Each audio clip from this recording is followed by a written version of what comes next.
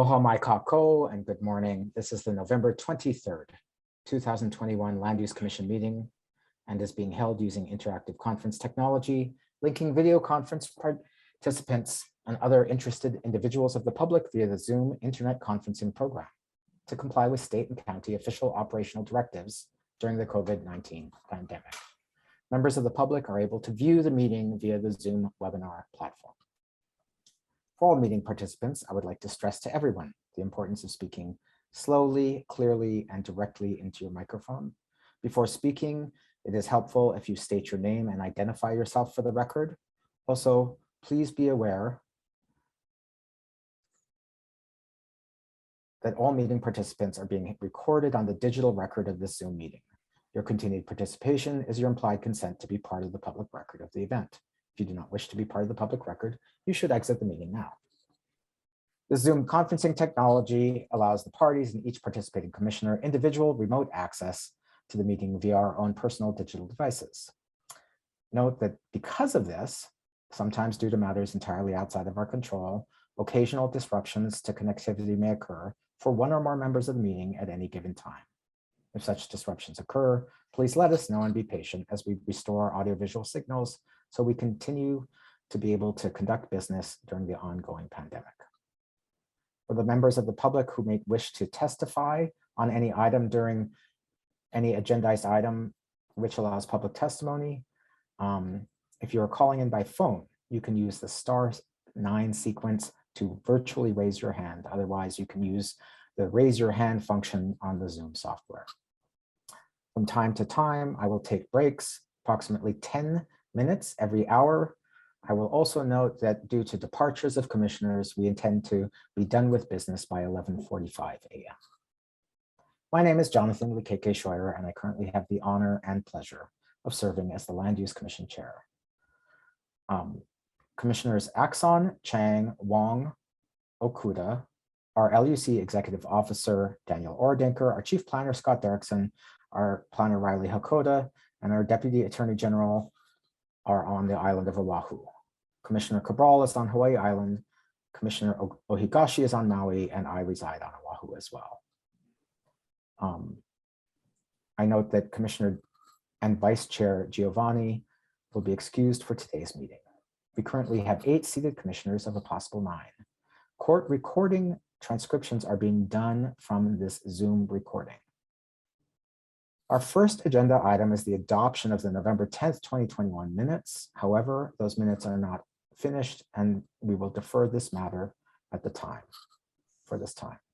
With that, we go to our tentative meeting schedule. Mr. Ordenker. Thank you, Mr. Chair. December 8th and 9th meetings are no longer going to occur when the Windward Hotel matter is not ready for processing.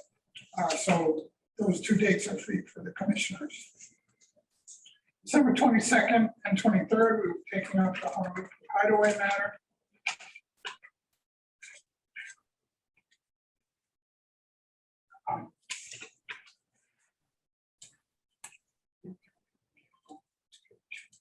Riley, where's the rest of this? Sorry. Hold on. It's okay, one moment. That's fine.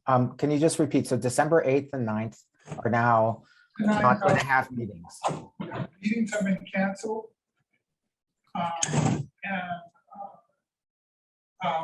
Those dates are free for the commissioners.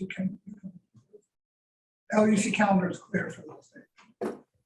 December 22nd and 23rd is the Honolulu Hideaway matter.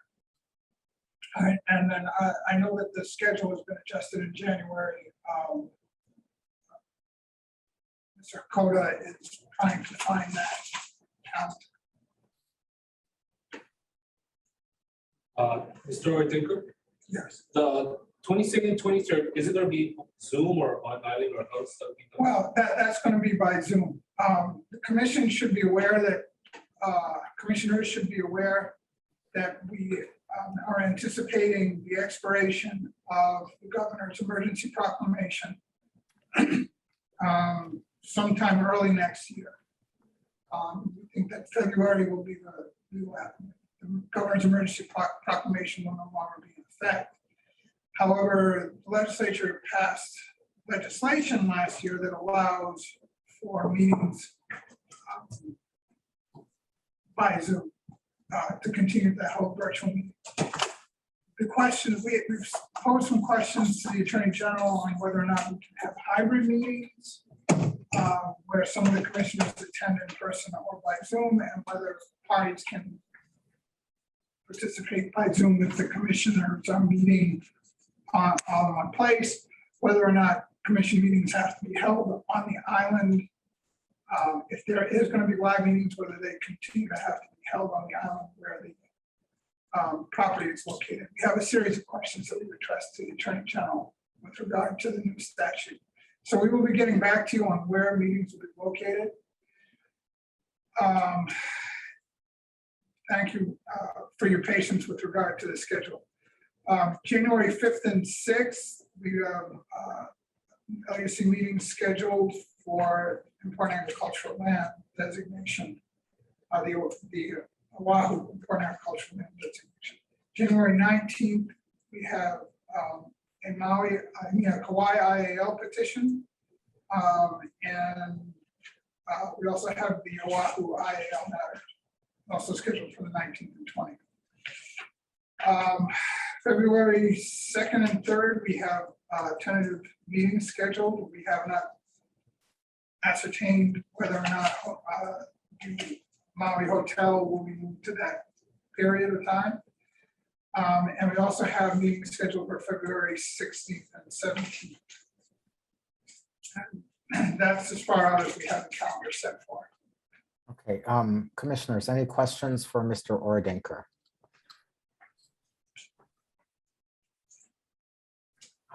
So I apologize. I was reading from the script and not looking at the Zoom screen. Where is our Attorney General? Just sent an email out to find out. They've all been sent an invitation, so we're not sure who's on today. I mean, I personally have no problem proceeding without their presence. But I would defer to our executive officer. Mr. Chair, we usually have an Attorney General to advise us on procedural matters. I don't know why they're not here. I also did. But they can't advise us on the procedures for their not being here, can they, when they're not here? That is true, Mr. Chair. I believe that the matters on the agenda in front of us are fairly straightforward. I'm comfortable that we can proceed. Okay, I'm going to text the head of the division.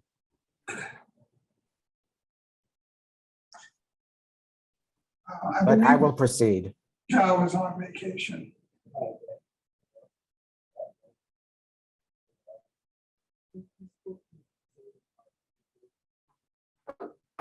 Okay,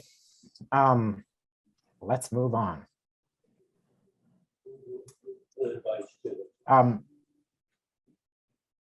Our next agenda item is the adoption of the order. Docket number A21-810, PÜLAMA Lanai, the Hokuao 201H project in Maui County to amend the agricultural land use district boundaries into the urban land use district for approximately 56.436 acres of land consisting of portions of 2 tax map keys, 24-9-002:061 and the same but lot 1 at Lanai City, Island of Lanai, County of Maui, State of Hawaii. The commission last heard this matter on November 10th, 2021 via Zoom. I've been advised that we've had no written testimony on this matter. Is that still the case, Mr. Hakoda? That's correct, Mr. Chair. And also, I was able to contact Dan Morris. He's signing in shortly. Okay. Are there any members of the public who wish to testify on this matter? If so, you may use the raise your hand function in the Zoom software.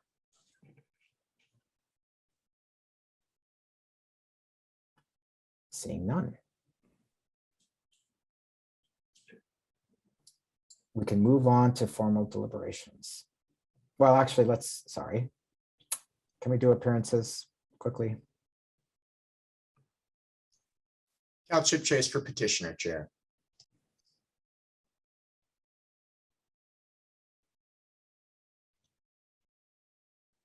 Keola Whitaker for the Maui Department of Planning. Just want to make sure the record is correct. An administrator changed my name to Cal, but I think the only Cal here is Mr. Chip Chase. So I'm Keola, Keola Whitaker. Thank you. Thank you, Keola. And yes, there can only be one Cal. Office Planning. Allison Cotter, Deputy Attorney General for the Office of Planning and Sustainable Development. Okay, I'm recognizing the presence of our Deputy Attorney General, Mr. Morris, Mr. Axon. Commissioner. Mr. Chair, I just want to disclose that I watched the full 4 hours of the hearing, including the breaks. I also took the breaks, so I can say that I'm ready to participate on this matter. Thank you, Commissioner. I'm going to check with all of the members that they're prepared to deliberate. A perfect transition. So before we take up the motion or any motion, the chair would like to confirm for the record that all commissioners and myself are prepared to deliberate in these proceedings. Commissioner Axon has just confirmed that he's reviewed the recording from November 10th and is prepared to deliberate. Commissioner Cabral, are you prepared? Yes, thank you, Chair. I am prepared to deliberate on this unbelievably wonderful topic. Thank you. Commissioner Okuda. Yes, I am. Thank you. Commissioner Wong. Yes, Chair. Commissioner Ohigashi. Yes, sir. Commissioner Chang. Yes, I too am prepared to take action. And the chair is also prepared to participate. The commission will now consider adoption of the order. Commissioners, before you for your consideration, deliberation, and adoption are the proposed findings of fact, conclusions of law, and decision in order prepared by the staff as constructed at the last meeting on this docket. Is there any discussion?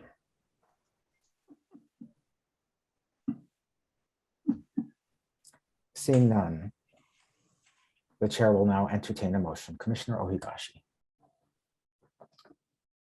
Mr. Chair, let me put that on my hand. Mr. Chairman, I move to adopt the proposed findings of fact, conclusions of law, as I guess would it be as amended or as updated? I think the motion, well, I'll defer to Mr. Ordenker, but I believe that it would be to adopt the order as agreed to, stipulated by the parties and prepared by the commission. As prepared by the commission staff. Commission staff. I'll confirm my motion to your My language. said. Okay. What he said. Commissioner Cabral. I would be honored to second that motion and support my fellow commissioner and the island of LΑNA and the county of Maui on such a wonderful project to come forward before us. Thank you. Okay, commissioners, we have a motion before us. Is there any? We have a motion before us made by Commissioner Ohigashi and seconded by Commissioner Cabral. Is there any discussion?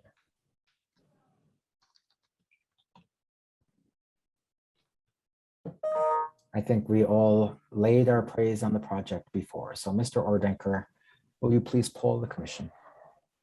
Thank you, Mr. Chair. The motion is to adopt the proposed findings of fact and conclusions of law as prepared by LUC Commission staff. Commissioner Ohigashi. Aye. Commissioner Cabral. Aye. Commissioner Axon. Yes. Commissioner Chang. Aye. Commissioner Giovanni is absent. Commissioner Okuda. Yes. I'm in it. Commissioner Wong. Aye. Chair Schreier. Aye.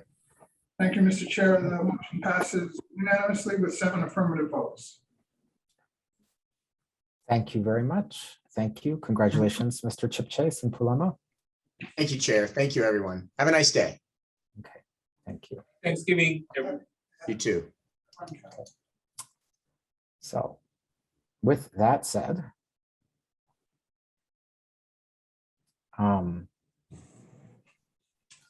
our next and last agenda item is a presentation by the Office of Planning and Sustainable Development on the State Land Use Review of Districts. Staff informed me as well that no written testimony was received regarding the presentation. Is that still the case, Mr. Hokuao? Yes, Chair, that is correct. Are there any members of the public wishing to testify on this matter? If so, use the raise your hand function.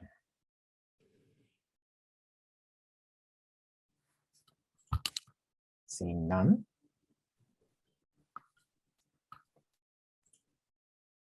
The Office of Planning and Sustainable Development, would you please make your presentation to the commission?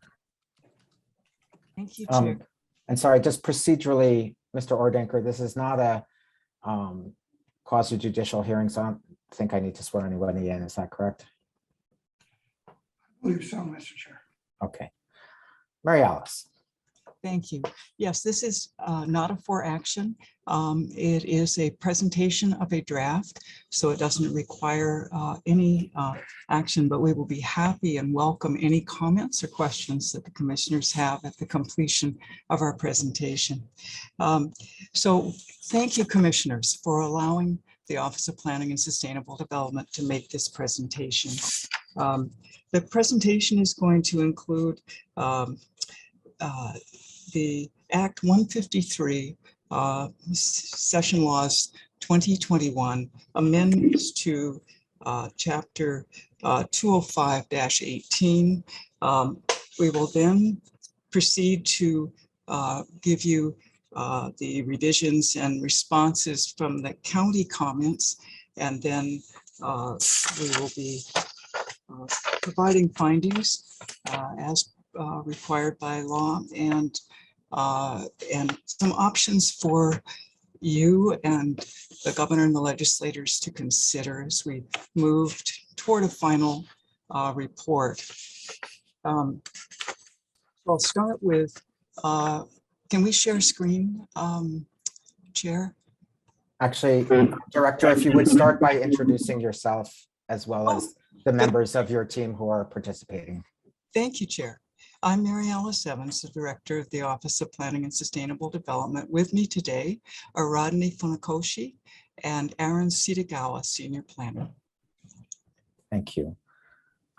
We are seeing not a full view of your slides, whoever's sharing screen.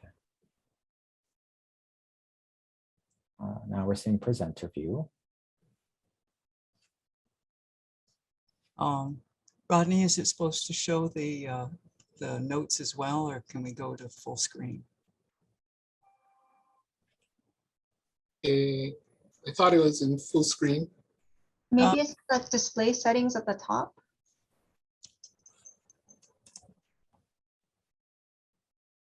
Or no. Oh, there we go. Thank you. That's great. Okay, next slide.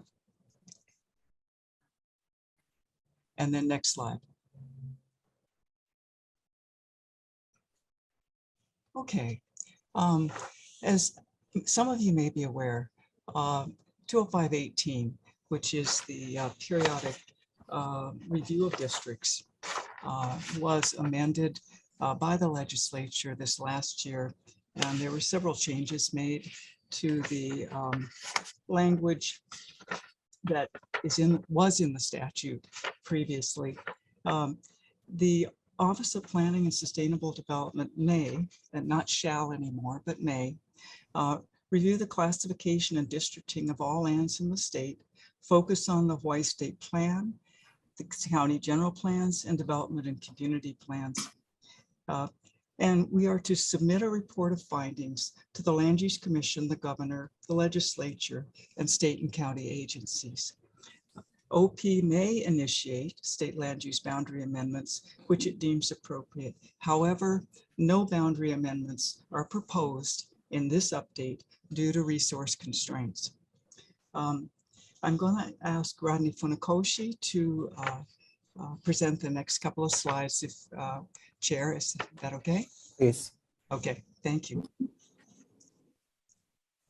Okay, good morning, commissioners. First, I'd like to give a recap of previous boundary review efforts. Actually, there have only been 3, 1969 by the LUC, 1974, that's very old, and more recent is still 30 years ago by the Office of State Planning at the time in 1992. And it was an extensive review that cost $1.25 million. Cost now would probably be double that. There were 2 years of consultant studies and 3 years of boundary amendments. This resulted in approximately 17,000 acres moved into the conservation district and 3,500 acres into the urban district. But we've reviewed the 1992 boundary review, and previous recommendations to reclassify to the conservation district are still very much warranted. And we still believe that these should be pursued as resources become available. And so these have been incorporated into the current report as recommendations that we would continue to support. There were some recommendations recommending reclassifications to the urban and rural districts. We're recommending these not be pursued at this time, pending the passage of time, as well as county's review and concurrence with these recommendations. So this is reflected in this table. Most of the recommended reclassifications were to the conservation district. There were priority 1 and 2 recommendations. The one in red, agricultural and conservation to the urban and rural, we are not recommending at this time, pending further county review.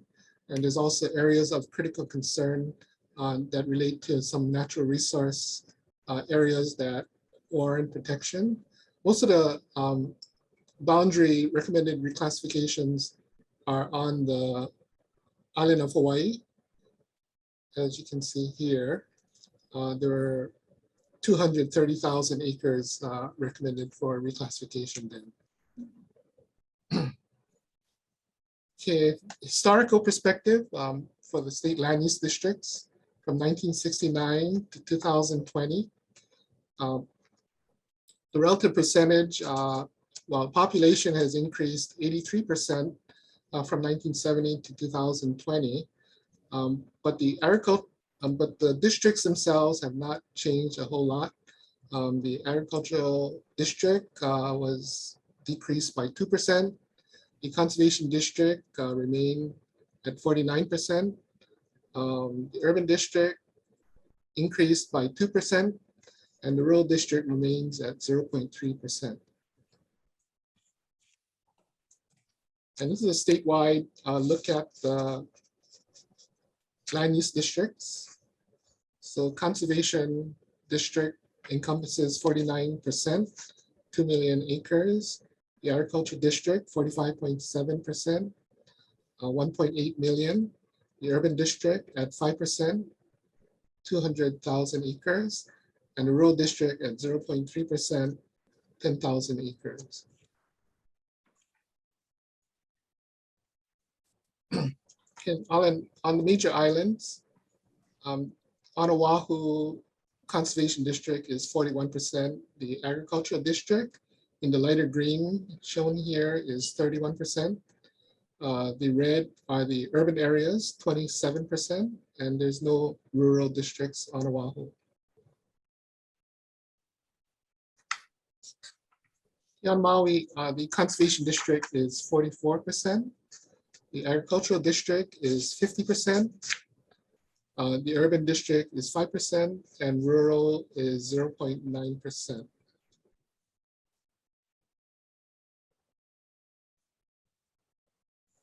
Okay, on Molokai, most of the land use is in the agricultural district and conservation district, 31%. On Lanai, conservation is 45%, agricultural is 49%, and 3% urban and 2% rural.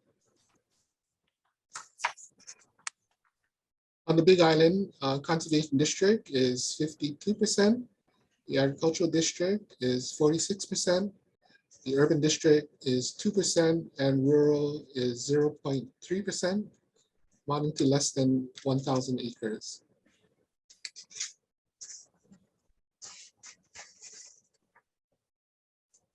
And finally, on Kauai, the conservation district is 58% of the lands. The agricultural district encompasses 41%, the urban district 4%, and rural 0.4%.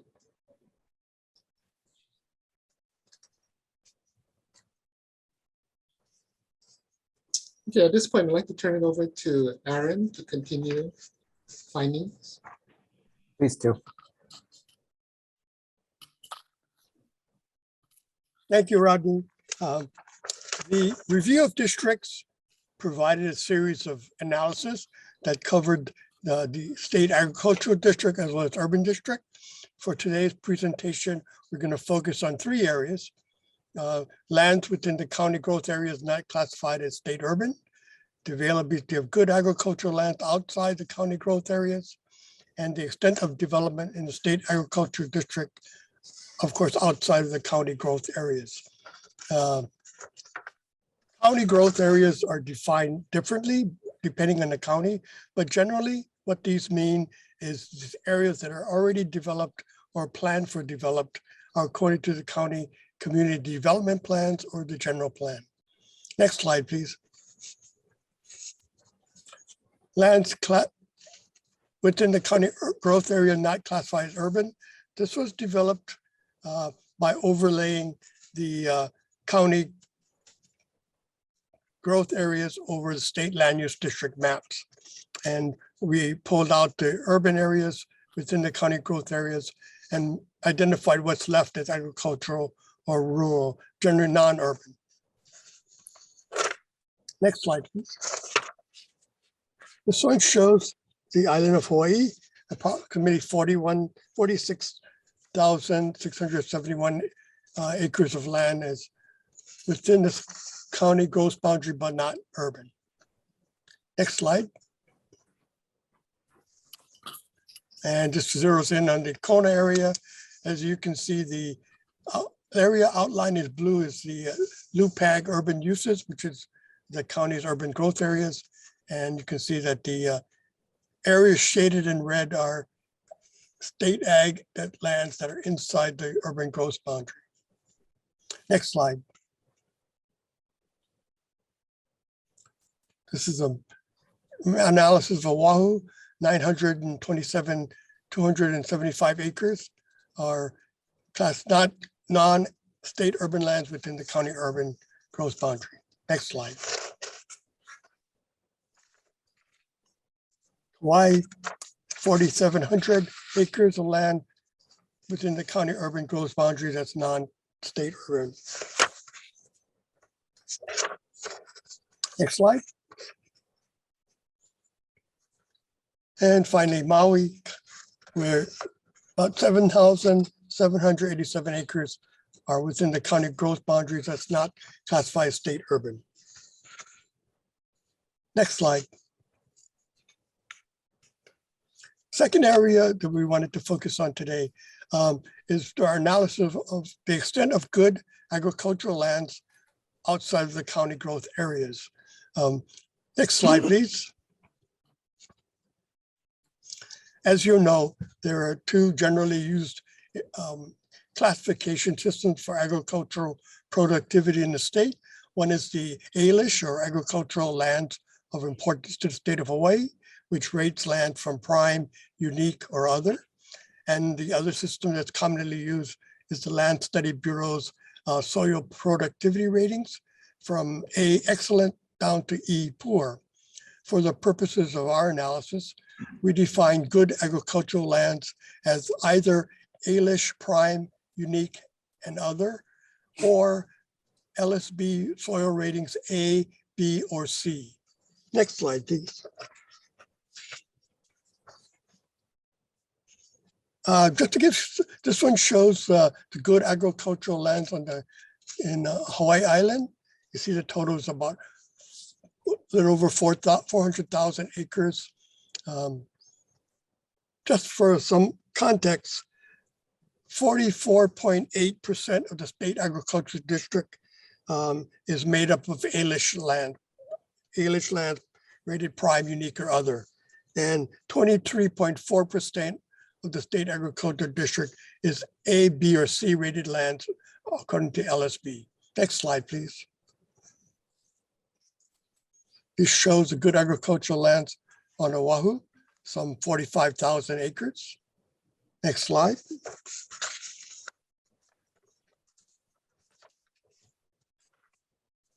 And for Kauai, you're talking about 70,700 acres of good agricultural land.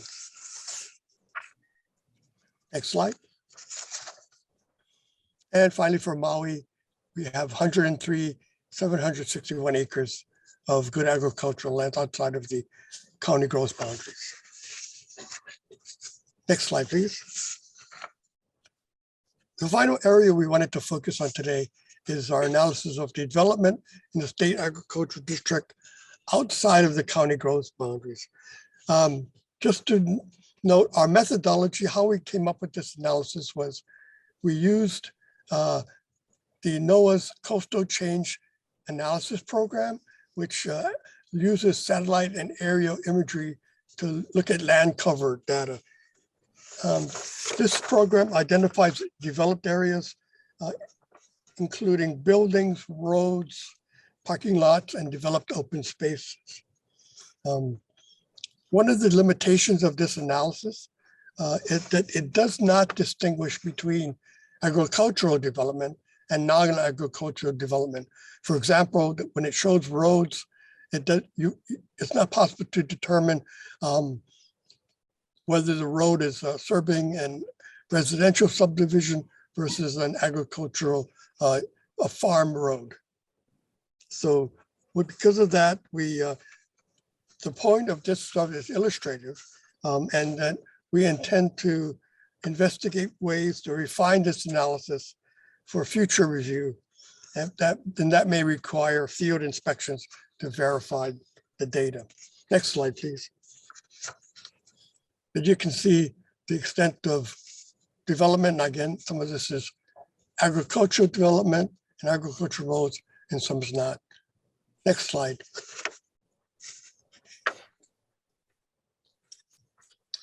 This is the Kona area. The LUPAG in blue is the county designated urban areas of growth. And the red shows scattering of development in the state agricultural district. Next slide. For Oahu, similar situation. You can see the red is the development in agricultural district outside of the urban growth areas. Next slide. And for Kauai, again, red shows development in ag district outside of the urban growth area, and the orange shows the county growth areas.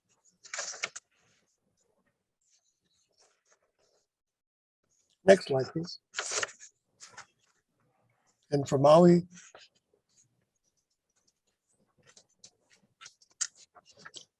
next slide. This one zooms in on a particular area, upcountry Maui. You can see there's quite a bit of development outside of the county growth areas. Again, some of these may be agricultural development, but that would need to be verified in future study. Next slide, please. Now I'm going to turn it over to Mary Alice to start sharing with you some of our findings. Thank you. Chair, may I go ahead? Please. So we're going to look at 4 areas of findings. consistency with the county plans, important agricultural lands, non-agricultural development on ag lands, and rural districts. Next slide. Okay, we'll start with the consistency with county plans. These are not urban, but within the county growth areas. And these are options to improve consistency between the state land use districts and the county plans as directed by the statute. So we looked at 3 options. They're not mutually exclusive. They may overlap. We looked at the possibility of an expedited land use commission review if lands are if consistent with the county plans. Possibly in terms of expedited, one option is the 201H process. We also looked at county plan-based regional boundary amendments before the Land Use Commission.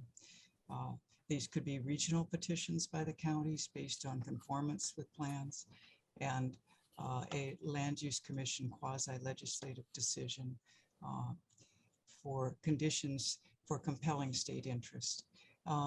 We also looked at a third option, and that's to allow the counties to reclassify from ag and rural to urban if within a county growth area with consultation by OP and state agencies with interests in the area. Next slide. Okay, I'm going to turn it over to Rodney Funakoshi to present to you our findings and options for the important agricultural lands, if that's all right, Chair. Please do. Thank you. Okay, thank you, Mary Alice. 2 options for IAL. One, we would like to ensure and fund completion of IAL designations by the counties. And just a quick recap. The County of Kauai undertook IAL studies that were completed in 2015, but subsequently decided that there was sufficient amounts of IAL lands voluntarily designated that did not require further designations by the county. The city and county in 2019 completed their IAL designation, which is now before the commission. On Maui, they have initiated mapping in fall 2020, and so that as some initial products have been produced and is undergoing review. Big Island has yet to start on any IL designations. Also, the state is also required to designate IAL from Department of Agriculture and Department of Land and Natural Resources held lands, and so that mostly has not started, although we are aware of a pending ADC tenant voluntary IAL on Kauai designation. Okay, the third area I'd like to describe is some options for handling non-agricultural development in the agricultural district. And one of the things that has been very elusive over time is the need to better define farm dwellings. And so that is still needed, and particularly for an enforceable definition of farm dwellings. We've also tried to explore through our Act 278 study with various stakeholders, agency and private stakeholders, means to restrict subdivisions, condos, and shared ownerships, which convert large ag lots into smaller lots for residential use. This has made enforcement difficult. This past session, Act 77 implemented some of the initial recommendations from our Act 278 study. And so we're grateful for that. Basically, what it did was clarify farm dwellings as clearly need to be accessory. It allowed county enforcement on leasehold subdivisions, and also allowed for earlier county comments in CPR registrations. But there is a continuing need to study how we can address and recognize rural settlements in the agricultural district. So that, which leads to the fourth area that we've looked at some potential options, is really the underused rural district, currently at 0.3% statewide. That there's a lot of potential, and we'll be discussing soon, beginning of December, with the counties on how we can better use and expand the rural district as a means to accommodate subsistence farming, smart growth, as well as to better improve our policy and allowable uses in the rural area. So one of the thoughts we had is to allow the counties to be able to reclassify, petition the Land Use Commission to reclassify from the agricultural district to the rural, similar to what was discussed earlier in terms of a regional plan-based, county plan-based reclassification. And this would encompass areas that are already rural-like, that have lower quality soil areas, and if consistent with county plans. And so, that has been long-standing concerns, for example, in the Puna district, which has basically non-conforming ag uses there.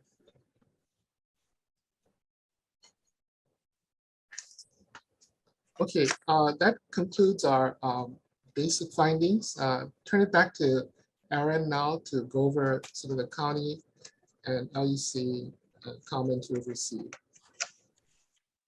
Thank you, Rodney. A previous version of this review was shared with the county planning departments in April of 2021. And we also presented, made a presentation to the county planning departments at that time. And subsequently, we received written comments in May and June.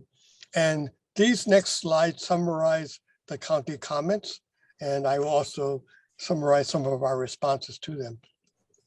For the county of Hawaii, they looked at our 92 recommendations, and they suggested that these be analyzed for consistency with their current community development plans and general plan. And we agree, any effort to reclassify based on these recommendations would require looking at the current community development plans and general plans and other studies. Secondly, they suggested deleting the Puna and Kau subdivisions from the urban growth area.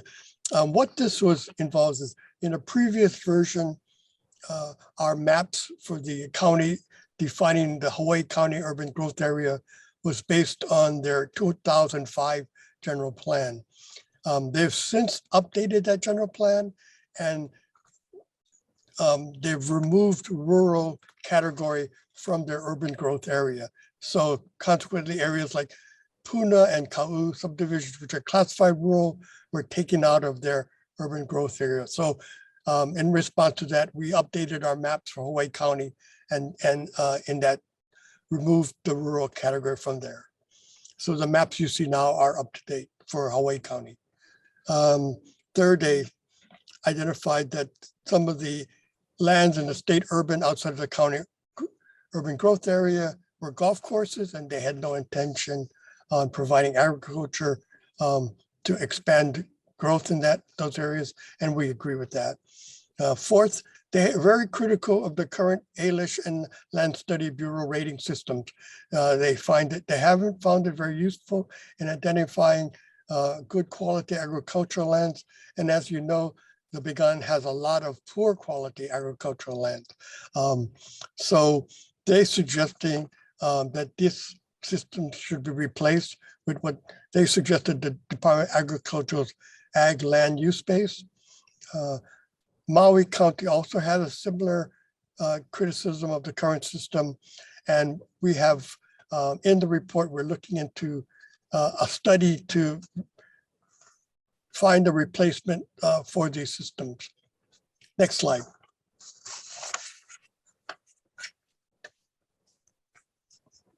Okay, Hawaii County also asked us to define development in the state agri district outside their urban growth area. because the imagery analysis overestimates non-agricultural development. And we agree with that. And as we said, this would have to be refined in a further future review. But that generally they supported the findings to promote consistency of the state urban district with county plans. Next slide, please. City and County of Honolulu, again, cited that there needs to be further analysis to gauge actual development in the undeveloped lands within the state urban district.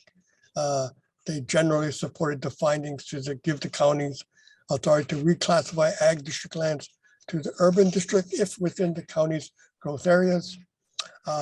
Third, they suggested omitting additional protective measures for IAL lands. I need to explain, in a previous version of our review, one of the options, in addition to the options Rodney also discussed, was to further protect IAL lands by eliminating some of the permitted uses, current permitted uses for IAL, such as energy uses. So, but the County of Honolulu said that this would not be a very good measure without improving the incentives for IAL lands designation at the same time.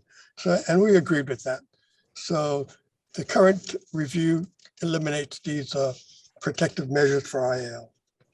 Oh, and for your information, IAL lands as currently designated only account for 7.2% of land in the state agricultural district. Next slide, please.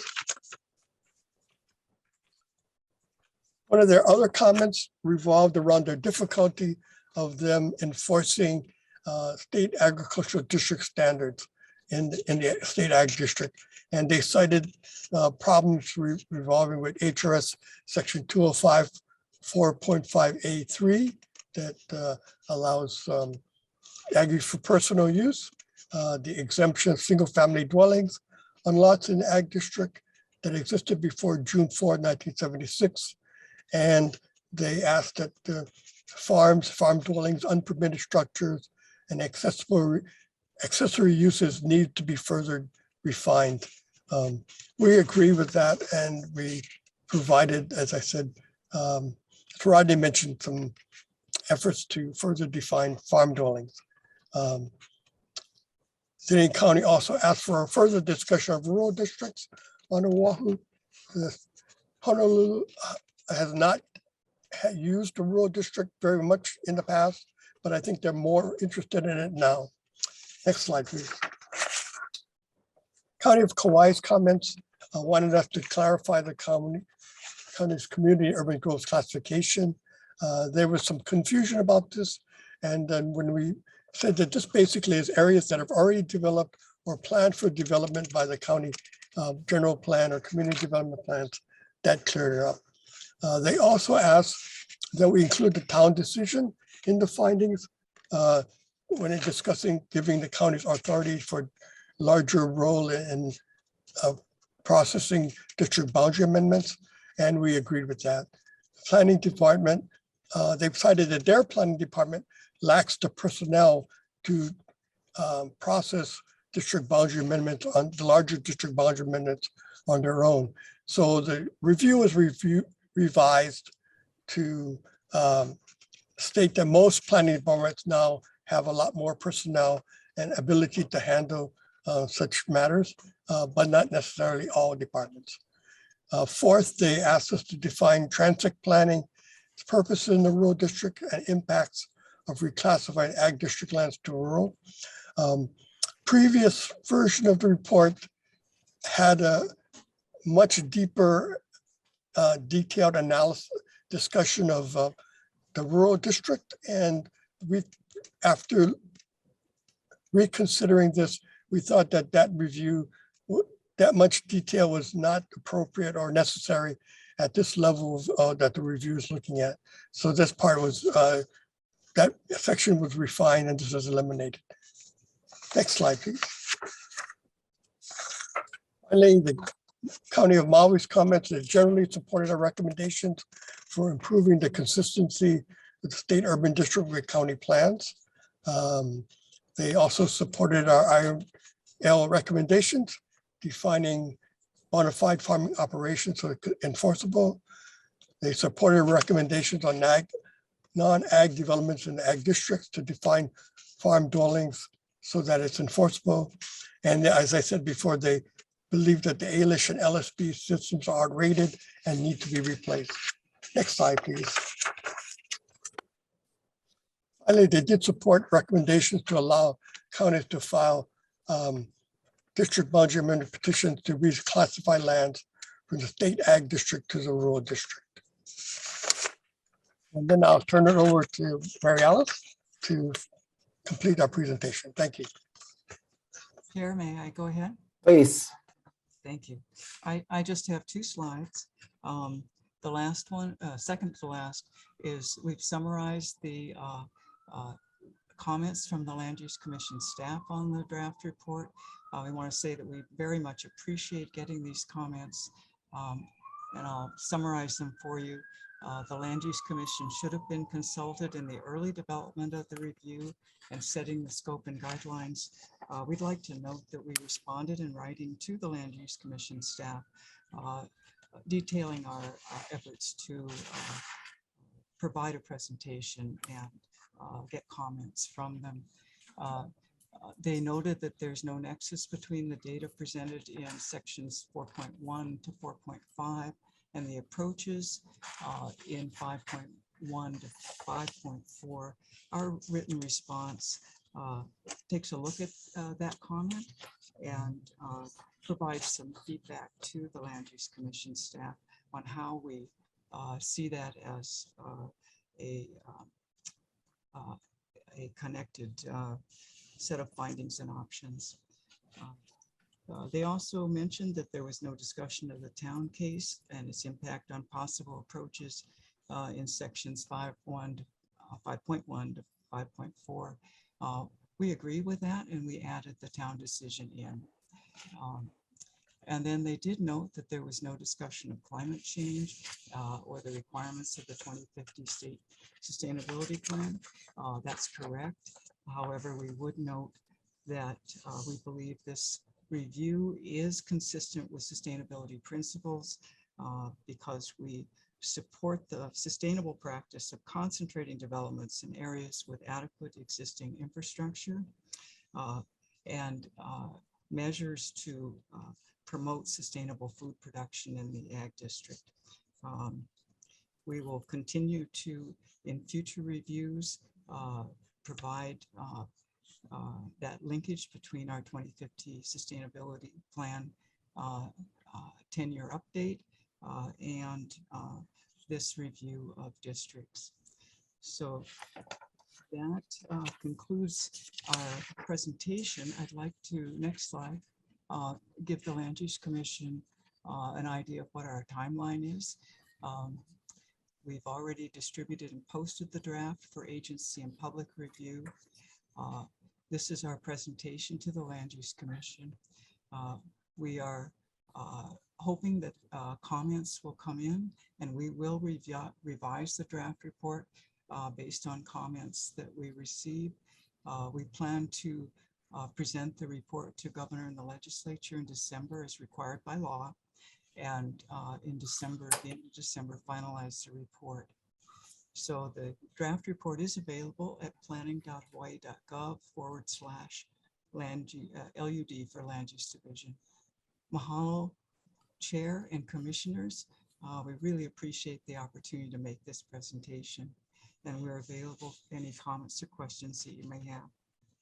Thank you very much. If we'll stop screen sharing, please. It's 9:56 a.m. I'd like to call for a 10-minute recess that went longer than anticipated, and we will resume at 10:06 with questions from the commissioners. Bless you.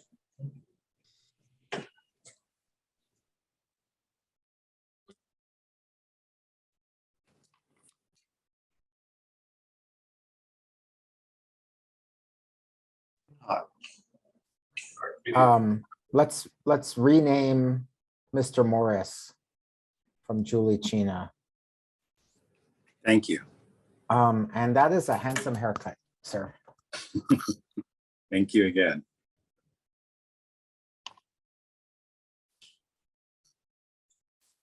I'm so sorry for being late.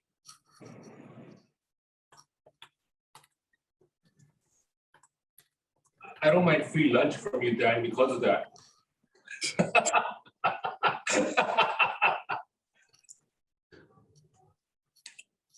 It's 10:06. Commissioner Cabral, if I shout loud enough, can she hear me wherever she is in the office?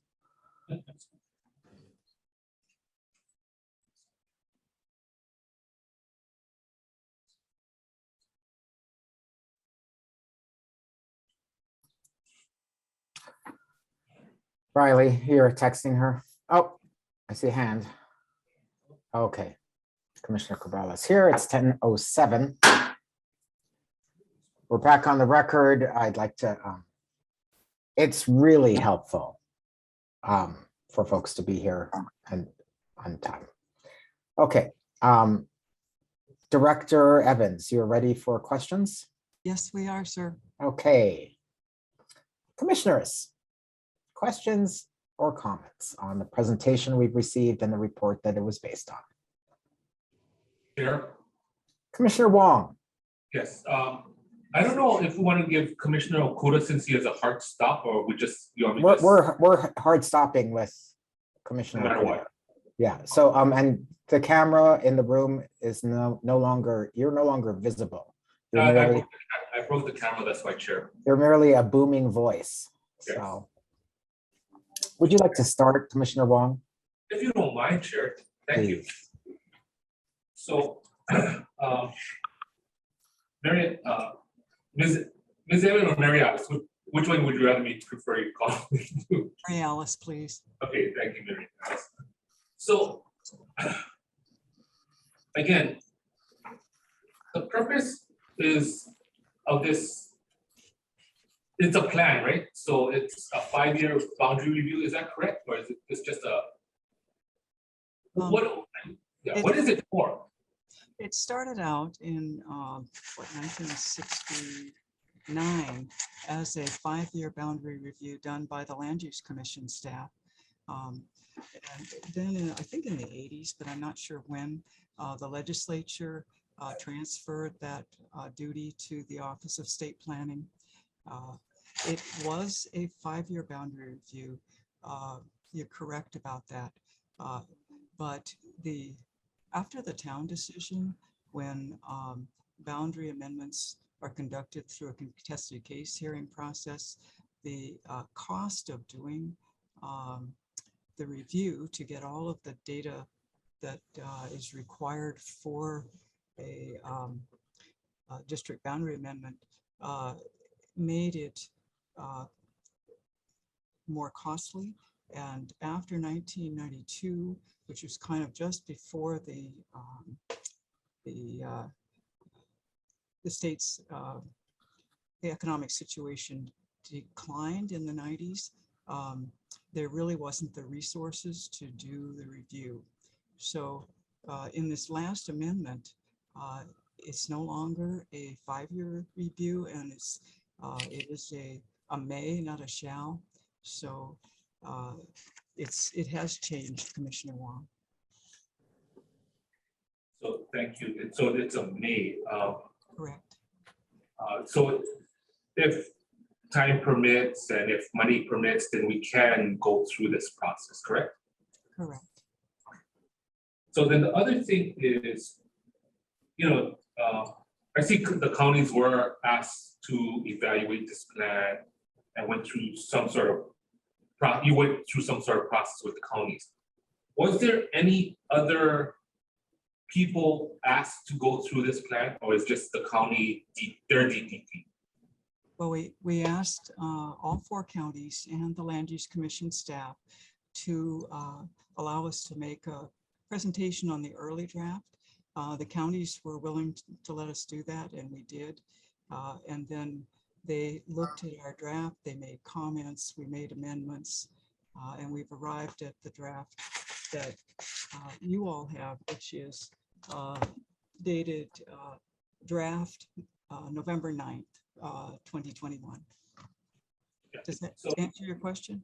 Yes, well, it's leading up to my other question, just because, as you've seen in our other hearings, we have a lot of community input, not only from the petitioner and any other interveners, but we also have public interveners. And we're going through a Zoom process. Why couldn't you do a Zoom to the different islands and say, hey, Maui Today or Sierra Club or etc. Why don't you look at our plan and tell us what you think? I think was that ever done, or did you ever have any community involvement? Commissioner Wong, we're looking forward to receiving comments from as many different community stakeholders as possible now that the draft has been posted on our website, which is accessible to everyone. So we're very much hoping to get comments from as many stakeholders as possible. Thank you. Thank you. So the question I have is, after the community statement, will you be changing this plan in any way, or will you just say, oh, thank you for it, but that's it, this plan is set in stone? Commissioner Wong, the plan is not set in stone. It's still a draft. And as you may have noted in our presentation to you, we made changes based on the all of the 4 county planning departments' comments. And we did make changes from the Land Use Commission staff where they were similar to the county's comments. So no, it's not set in stone. We look forward to getting comments, and we will make changes if they make sense. Thank you. So the other questions I have, Chair, I'll just take 5 minutes if you don't mind, and then I'll pass it on to the other commissioners. Please proceed. So I guess the question I have is, I took some classes because of land use about public trust doctrines, etc. So was the public trust doctrines ever brought up in this plan? Commissioner Wong, actually, myself and all our staff have also taken that training, and we incorporated into our work on land use planning as well. So I believe that this plan is reflective of our, having taken that training. I took it twice, and I think it was very valuable. So I don't think there's any conflict with the review and the Native Hawaiian law training that's been provided by Richardson Law School. Thank you. So the other question I have is, one of your last slides talked about the sustainability portions. So, the sustainability is not only ag, but it's also, about housing, it's sustainability in pretty much that touches everyone, not in terms of energy, etc. Have we ever, it looks like it was touched upon, but not really. The plan doesn't really follow through to the next level. That's what I feel it doesn't. It doesn't hit, let's say, oh, we are going to just build in the urban areas, but it didn't really talk about the infrastructure. How is the infrastructure going to be planned out in these portions? I don't know if I got it wrong or am I getting it? Can you explain? Yes, thank you, Commissioner Wong. As you know, the Office of Planning and Sustainable Development distributed the 2050 Sustainability Plan update for the 10 years from 2020 to 2030 last year, and made presentations to the Land Use Commission, the governor, the legislators, and that's posted on our website. We are strongly in favor of all of the findings, focus areas, actions that are listed in that plan. The statute for this review requires us to undertake a review of the classification and districting of all lands in the state and focus our efforts on reviewing the Hawaii State Plan, the county general plans, county development, and community plans. Now, the Office of Planning and Sustainable Development is responsible for the Hawaii State Plan, and it does include some very clear sustainability provisions. We are to promote mitigation and adaptation for climate change and sea level rise, and we take that very seriously. And that is incorporated into all our work in the Office of Planning and Sustainable Development. This particular review was not directed at the 2050 sustainability plan. It was directed at looking at the state plan and the county plans for consistency. Does that answer your question? Yeah, it does. It bothers me in the sense that, in our future land use hearings, I know we also, besides the town case and the public trust doctrine, we should look at sustainability. Like, for example, our solar farms we've been dealing with, how it's going to affect the state and also the counties. So somehow I'm missing something here. I don't know if maybe it's just myself, but it seems like something is missing in terms of the plan and that sustainable development. So just FYI, you may want to look at it again, just to say, hey, we got to put 2 and 2, or it's making sure it's 4 and not 1 or something. That's all I'm saying. There's the other issue I have is more of, I understand we're looking at the county plans, the county growth plans, and the state growth plans, how it adds up. And it's, to me, you're saying this is the county plan, this is the state plans, but it's not going to the next level. It's just saying, here it is. Where are we going? I mean, where is our future? How is land use going to be involved in this future? I mean, something is, I can't see it. I'm sorry, maybe I'm missing, maybe the other commissioners are smarter. I know they're smarter than me. They can add it up better. So I'll ask, even though I asked Commissioner Okuda for assistance on this and Commissioner Higashi, just because I can't really add it up at this time. So I just wanted to say, the plan right now is nice, but I don't know if I need more time, before we send it to the legislature, because it's not adding up to me somehow. That's all I'm saying. And it's just a statement, Mary Alice, and I yield back to the chair. Thank you. Thank you. Thank you, Commissioner Wong. We'll have Commissioner Okuda followed by Commissioner Chan.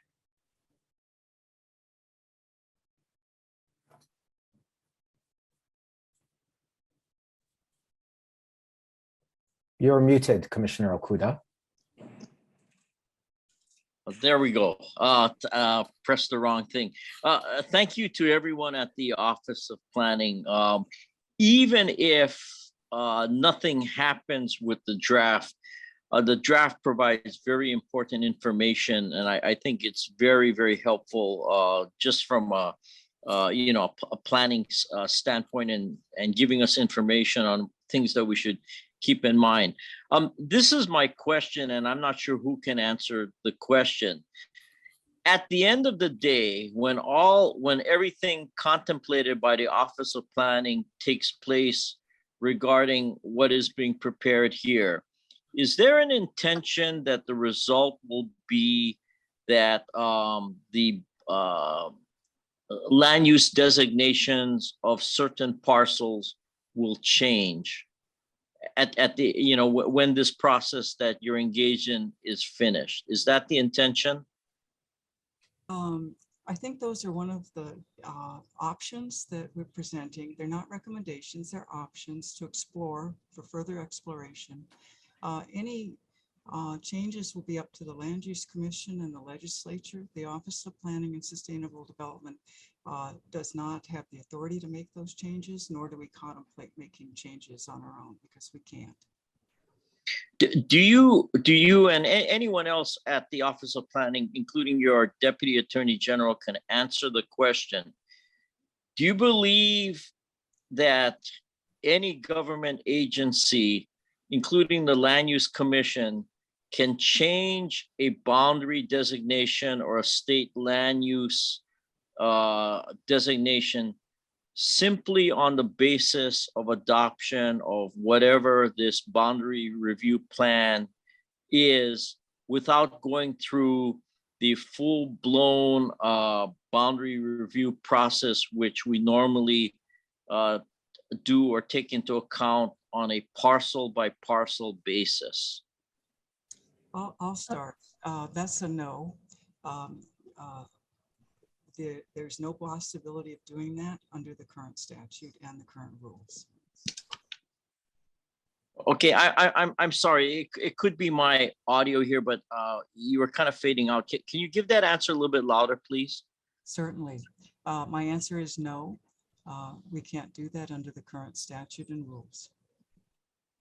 Okay, because the way the town cases, that's TOWN, and the full citation is Town versus Land Use Commission 55 Hawaii 538, which is a 1974 Hawaii Supreme Court case. And I guess it dates us because when I looked it up in Westlaw, the Deputy Attorney General was a person by the name of Benjamin Matsubara. And I guess Town was the person who ended up being Judge Michael Town later. So, I guess it's a little historic information there. But the Town case distinguishes between rulemaking authority and basically what can be done or what has to be done using a contested case process, correct? Commissioner Okuda, I'm a planner, not an attorney. But I believe, that the legislature took the Town decision and incorporated into law. And so that's what we follow is the law. Yeah, but let me just read this just so that we can frame it. I know there's no real decision making taking place here, but what the Supreme Court said at 55 Hawaii, and this is from pages 546 to 48. It says, and this is just a couple sentences. Let me read it, and I quote: "We are of the opinion that the adoption of district boundaries classifying lands into conservation, agricultural, rural, or urban districts, or the amendment of said district boundaries is not a rulemaking process within the meaning of the above cited definition." And there's a citation to the Aguiar, AQUIAR versus Hawaii Housing Authority case. And there's a citation to the volume 55 Hawaii reports and the 522 Pacific reports. Then the section or the opinion continues, HRS section 205-34 and section 205-4 empower the appellee to effectuate the setting of boundaries under the scheme provided by HRS section 205-2.5. It logically follows that the process for boundary amendment is not rulemaking or quasi-legislative, but is adjudicative of legal rights of property interest in that it calls for the interpretation of facts applied to rules that have already been promulgated by the legislature, close quote. So in other words, just so that we're careful about how we move forward, I think it's really, really good that the Office of Planning is preparing this review. When I was first nominated to serve on the Land Use Commission, since I'm really not a planner and not a long range kind of thinker, I actually went around, and I still periodically do, talking to various people and asking them, where should Hawaii be 30 to 50 years from now? And what do we have to do to get there? So, I can see the extensive thought and work that you folks have put into this project. And I think it is very, very valuable, no matter what the outcome is. But if the ultimate outcome is going to involve an actual change of boundary designations of individual parcels.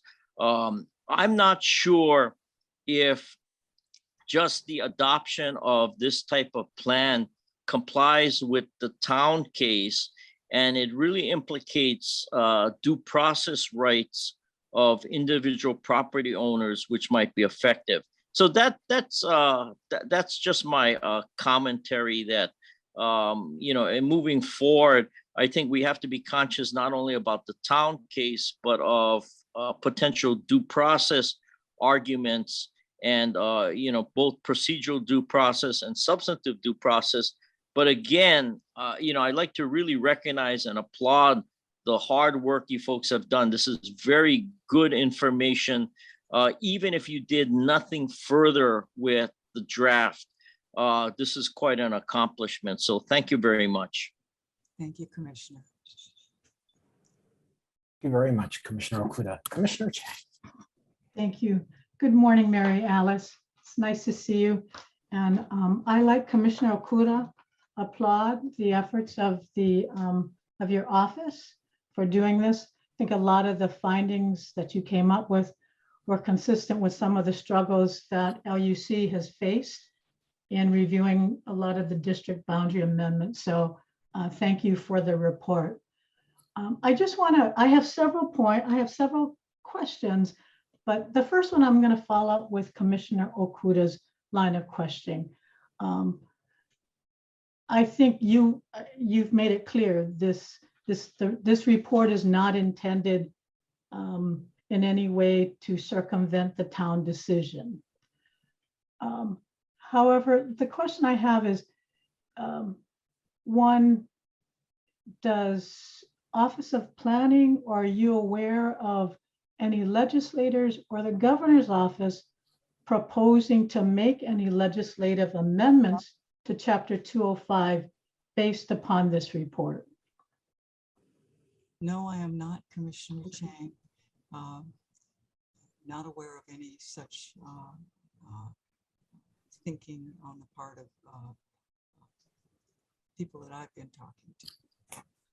You're kind of fading out too, Mary Alice. Yeah. So, but I am aware of one thing.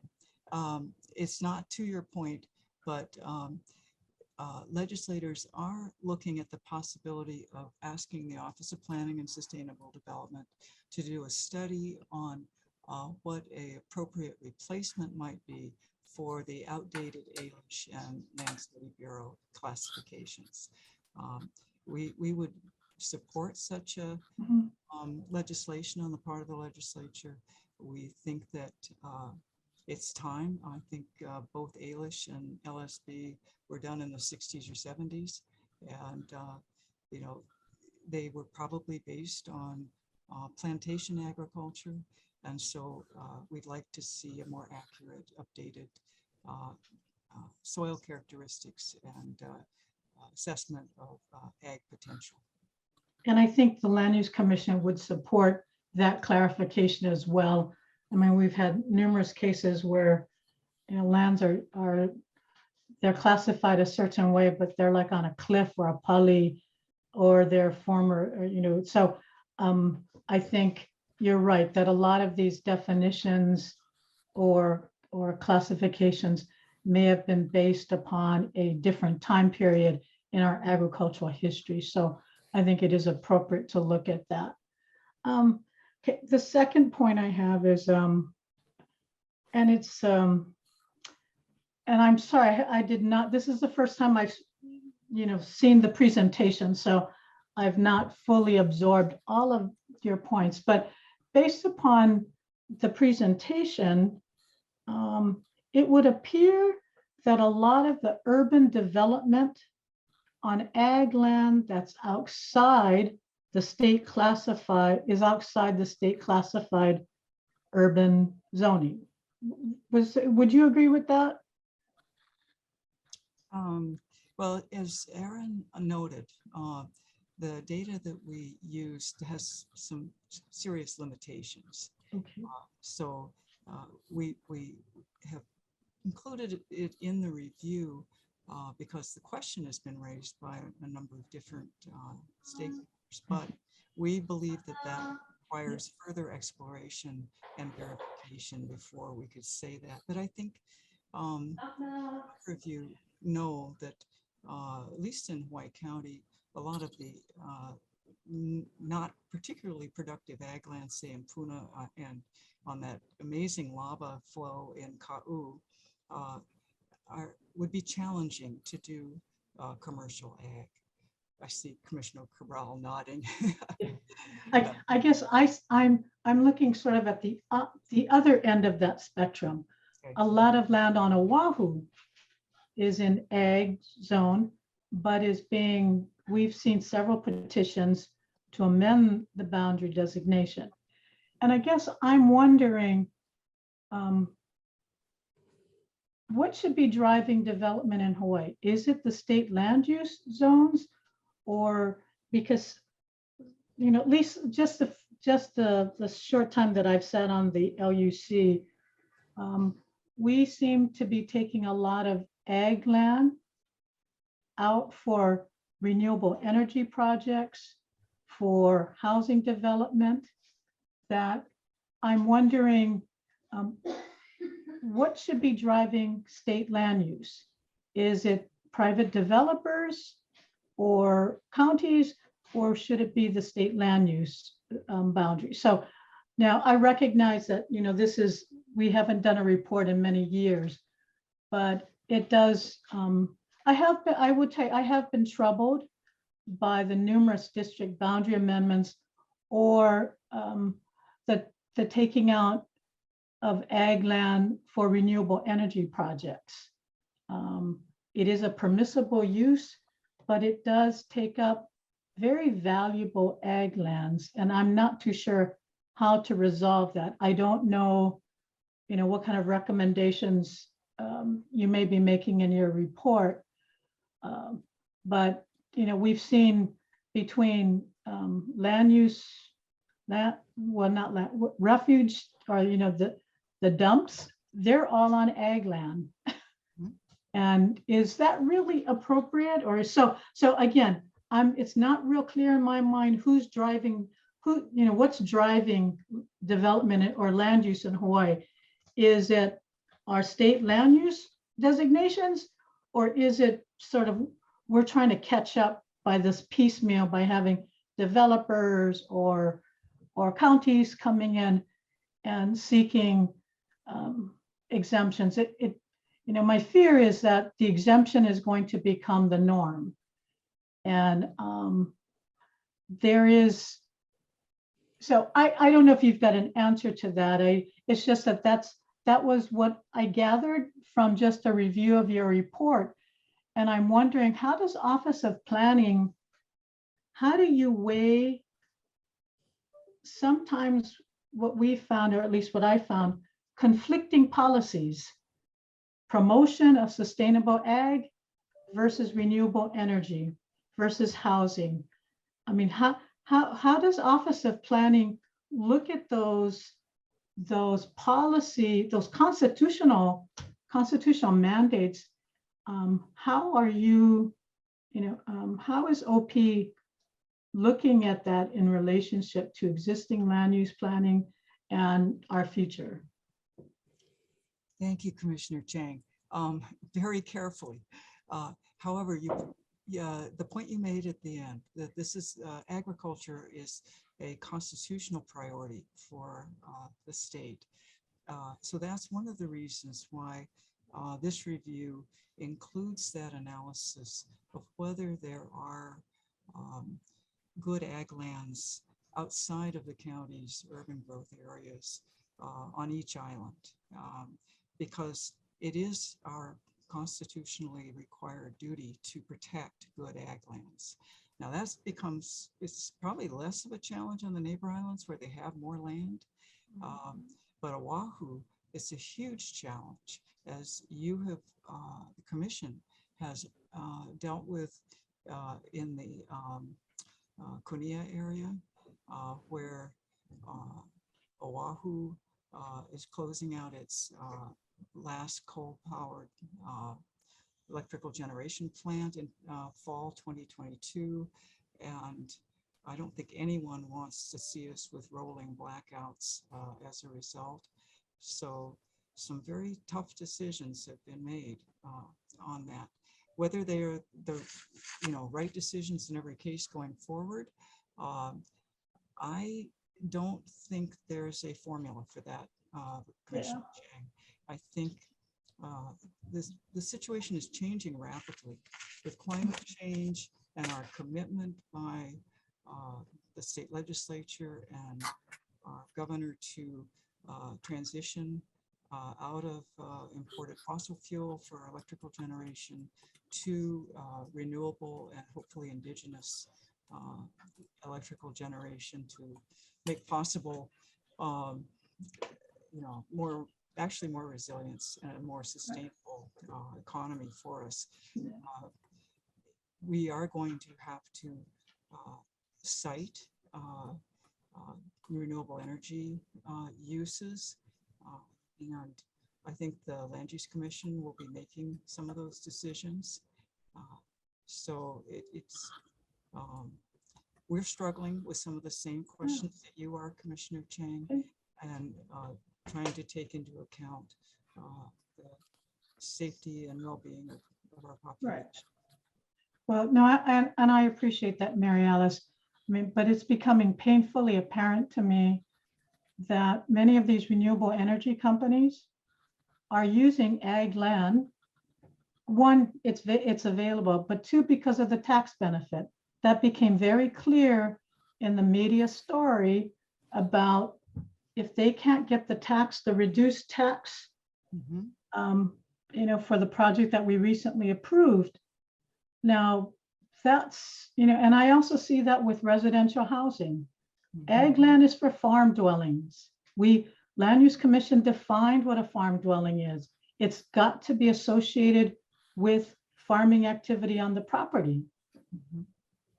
And when the IL petition came forward, many of those who complained about the designation weren't doing ag. They were doing residential development. So it does, I think there has to be someone who's looking out, including Office of Planning and the counties, with respect to the uses on the land should be appropriate for the designation and not as a discounted tax, a reduced tax, because that is clearly, in my mind, what is happening for many of these. So again, I think that these kinds of considerations, I do look to the Office of Planning to provide some overall guidance, and and those considerations be part of their assessment and analysis when they come before us on district boundary amendments. That I really would have appreciated having a full understanding of the tax consequences of that recent renewable energy project before we made a decision. So I think I look at Office of Planning. I hope in this report that those are some of the kinds of considerations you do look at, is how do we balance the various mandates that we have, as well as making it more equitable. Because people are getting a reduction of taxes from building on ag lands, the people who are actually on residential lands, which are mostly the local residents, are paying a higher tax rate. So again, I think everything is connected, and I'm hoping that Office of Planning, you do take a very serious look at appropriate uses. How do we look at land use zoning, and what is the role of the land use boundaries when we're constantly pushing them out or taking good ag lands out of those kinds of boundaries. So that's just, but I like, the other commissioners greatly appreciate the work of Office of Planning in putting together this report. It gave me a very different perspective. It also made me a little bit more frustrated because it brought to light the reality of what we're facing. But so a lot of what I have is more comments for your consideration as you review the report. Thank you so much. I can point out that the use of solar arrays on ag land doesn't actually change the district boundaries. It's a special permit, as you know. So there is the potential to, one, continue to do ag on those properties and to return them to full ag use at the end of the useful life of the energy projects. And Mary Alice, that's just like the Waimanalo Gulch and the Maui refuge. They're all, special use permits. The intention is they're going to go back and the land can be rehabilitated for ag. But that's 65 years later or 50 years later. And we don't know what kind of condition they'll be in. So I think the balance is we're looking, mandate is sustainable ag now. When we're sending 93%, we're having to ship in our goods. Why aren't we utilizing these ag lands that are quite valuable now for ag purposes? So I understand your point that it's a temporary use, but the reality is, even if it may be temporary, it's a very long temporary use when we've got a constitutional mandate to pursue sustainable ag. All right, enough with my little editorializing, but I appreciate the work by Office of Planning and your staff. Thank you. Thank you, Commissioner Chang. Thank you, Commissioner Chang.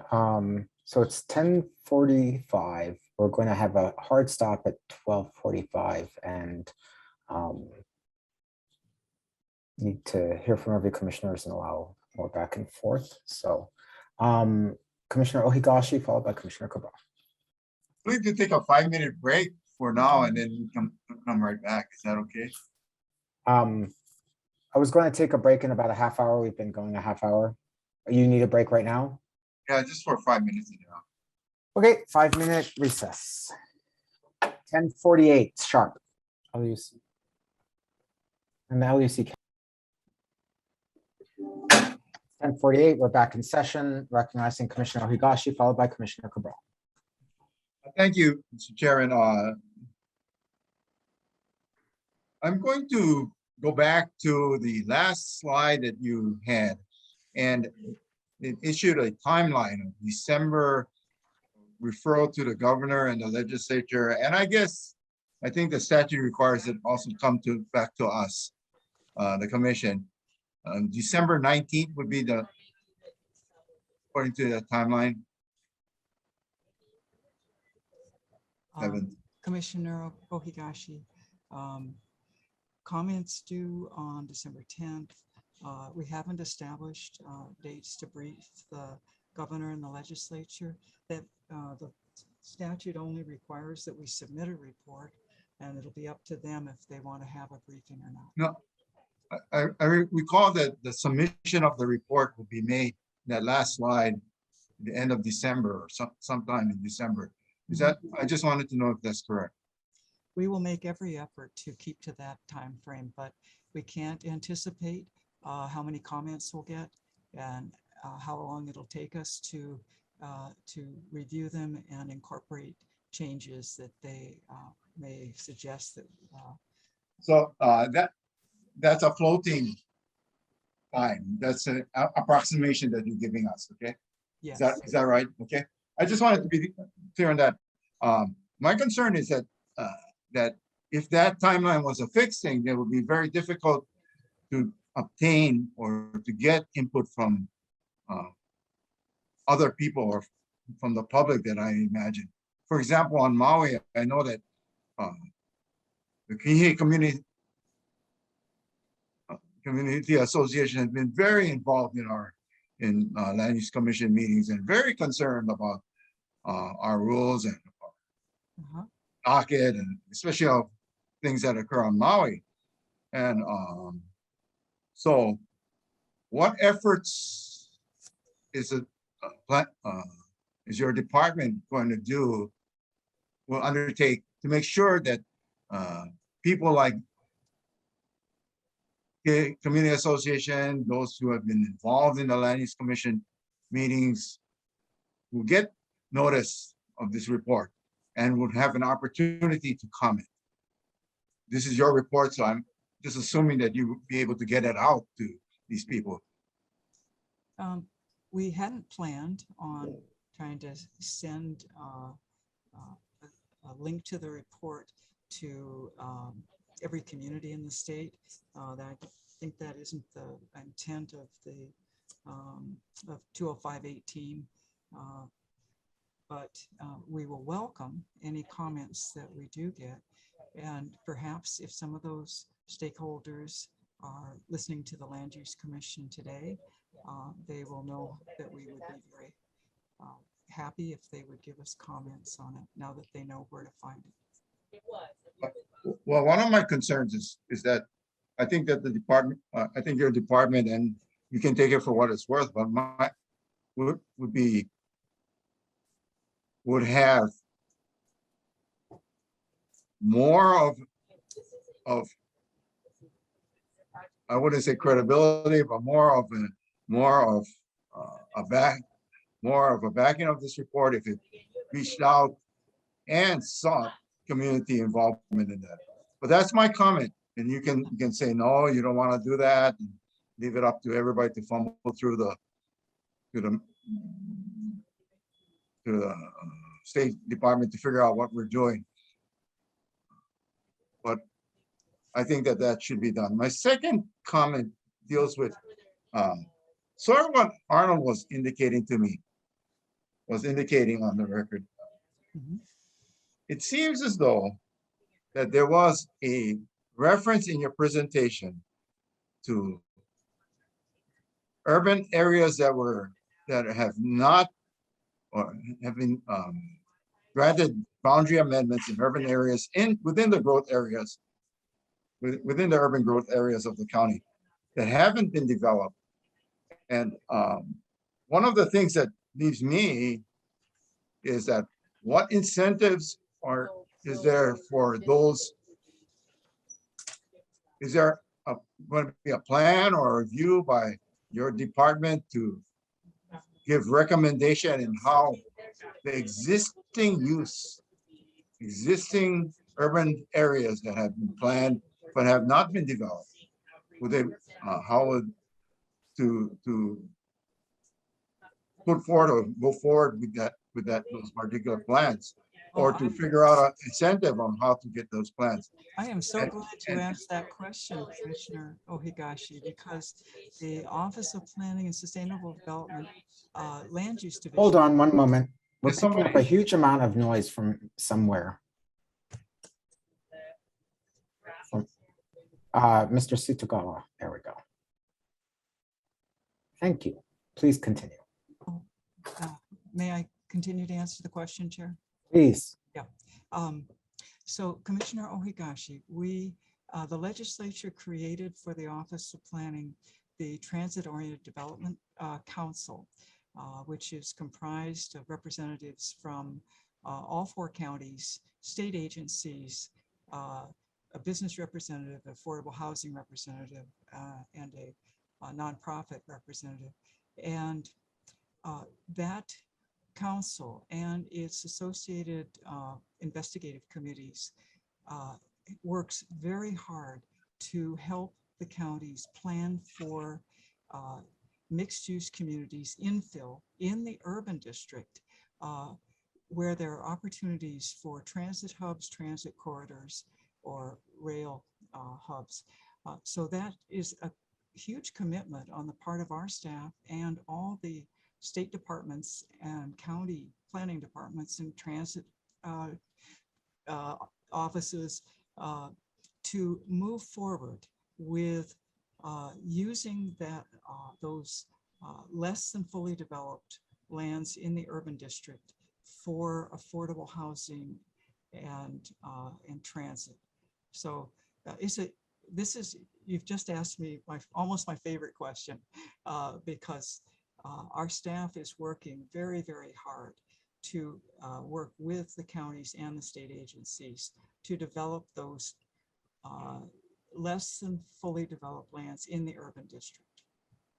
And so, We hope that'll take pressure off the ag district. well, that's fine that you're working on it. My question was more like, will your department come up with recommendations and reviews? Recommendations or planning, substantive recommendations, I guess, for to do the infill, to do that work.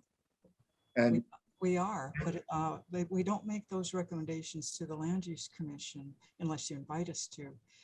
We make them to the counties and the legislature, which has been kind enough to provide us with planning funds that we use to jumpstart the county's planning and state agencies planning for these new developments with affordable housing at their core. so will you then, would those plans be implemented prior to any support for additional boundary changes within the urban growth areas of each county? They don't need district boundary amendments because they're taking place within the urban district. So they don't need. I understand that, Director Evans. My question is is not that. My question is simply this. All of these areas have been designated urban by the Land Use Commission. All of them have, a lot of areas haven't been developed. A lot of them have infrastructure requirements that has to be done. A lot of them have to be done. In order for us to make sure that development occurs in a natural state, not favoring a new developer over an old one, then the infrastructure would have to be phased in prior to new developments be planned. Otherwise, the new developments will have to carry the whole infrastructure cost, increasing the cost of all developments, including affordable housing.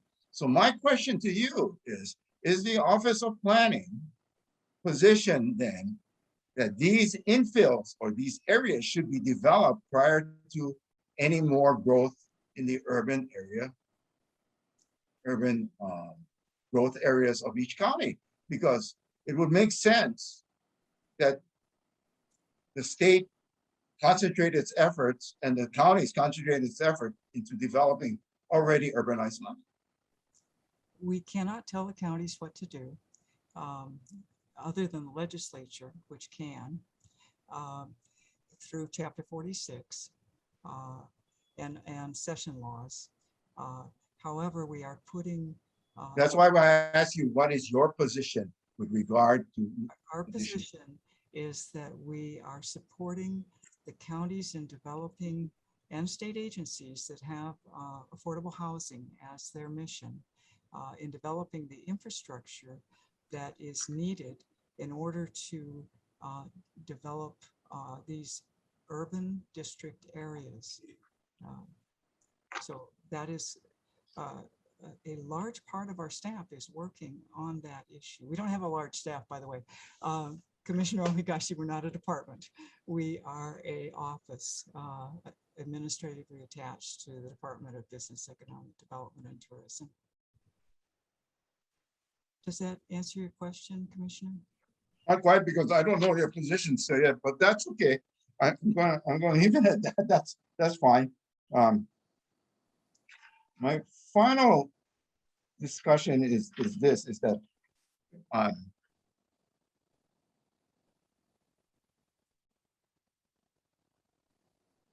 if OPSD is recommending that the counties have the jurisdiction to handle the urban area district, their urban growth area boundary amendments for agricultural land. Does that include special use permits within that area? We're not making recommendations, Commissioner Ohigashi. And we did not consider special use permits in our review of districts and state plan, county development, general and development plans. Sorry, I'm eating because I need to keep my sugar up. I can't eat pastry anymore. But thank you, Director. I just wanted those areas to be cleared up. Thank you, Commissioner Higashi. Commissioner Cabral. Thank you, Chair, and thank you, fellow commissioners, on your excellent questions. One of the things that came to mind as I was reviewing your very lengthy report, of which, of course, I paid the most attention to the Big Island and found my land in your maps, etc. Appeals and changes. One of the things I find is that we have people come to us, and I just think, wow, because of their land got put into conservation, because of their land got put into important ag lands, and maybe the owner 20 years ago got notified of it and nobody else really pays attention of it. Nobody knows what's going on with it. And it doesn't really, and all of a sudden I want to put a greenhouse on my whatever, or something's different than what it is now. I suddenly have to go through potentially several years of appeals to several agencies on a county level, on an state office of planning level, and land use commission level. And I just kind of wonder about that. And I don't see anything in your report, but I have to agree. I mean, I read parts of it in detail and others I didn't. I don't see anything. And I don't know whether that's ever been discussed from your office with the counties, or if it should be, or if that's something we could look at to make it so that I'm concerned after some of the things we've seen in the recent IAL discussions we've been having, that I feel like the citizens are just being, I agree, dictatorships are truly the most efficient form of government as long as I'm the dictator. But otherwise, I'm a little concerned that democracy is being lost to efficiency or someone's personal thought of what's better for everybody else. So what about appeals? Is anything going on with the ability to make appeals to all of these changes? Commissioner, I'm not aware of that. It wasn't part of the legislative mandate for this review. It is a good question, and it isn't, it's not out of order at all. Just wasn't within the scope of this particular review. We also have noted that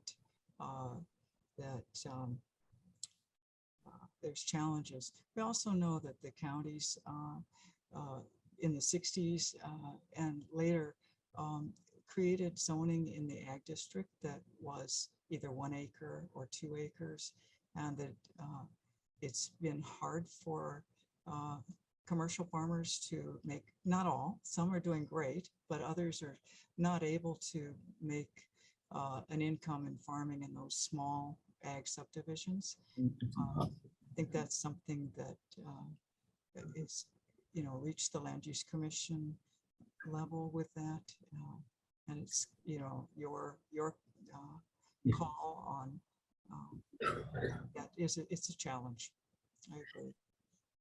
Okay, then my next question is, and you referred to it in some cases, but I don't see it ever really defined, is my thought about exactly what you just touched on, because I am here in Hilo, and at one point I managed all of Hawaiian Paradise Park under the jurisdiction of the Circuit Court over here under a master receivership program. That's an interesting position. But what about being able to take something like these 1 acre ag zone properties and change them to rural so that they have potentially the ability to do and be what they actually are, which is really a house, somebody's house. I mean, and sitting on a piece of property that is not really any way, shape, or form good for agriculture of anything, let alone income producing ag. Is there, I saw some reference to that, but I didn't see anything really trying to make that movement, or is that something that the county should be coming forward with? Commissioner, I think with reference to Commissioner Okuta's comments, I think that's not something that the Office of Planning and Sustainable Development can do. But it is the county planning departments, some of them have been telling us that those small acre subdivisions, 1 acre, 2 acre, sometimes on lava, really aren't, maybe shouldn't have been in the ag district in the beginning, but the rural district was created later after the original division of the state into the 3 earlier districts. And so lands that might more logically have been classified originally as rural didn't have that opportunity. And because it's very expensive and time consuming to go through a district boundary amendment with an uncertain outcome, it seems unlikely that folks that are living on those 1 acre parcels will ever go through that process. Well, that's my point is, would it be something that would be possible that that at your level, if the state level opened it up for it, that it could be when I get my tax bill and I say, check, do I want to stay ag with these following restrictions, or do what I like to become rural, check here, and I will suddenly become rural with these more open opportunities or something? I mean, is that simplification of common sense? I'm gonna duck that one, Commissioner. Okay. That is really a legal question. We can't do it right now. Okay. Right. I know you can't, but just, yeah. Okay. But I will point out that the rural district allows for farming. So it isn't a shift from ag to rural for those very small acre subdivisions. Wouldn't prevent them or preclude them from continuing to farm if subsistence farming, family farming is their goal. So just a note. Okay, thank you. My only other comment would be, and I can appreciate that you folks have been working hard on this for a long time, and that it's recently come to us, is that I just kind of, because it's going to have such a huge effect potentially on the bottom citizen, you know, that I'm concerned that it's being kind of pushed ahead because it's a task we want to get done. And I want to make sure that yeah, it's out there if you're paying attention, but I don't know if the public really knows about that. The public doesn't know about something until it's a problem for them personally.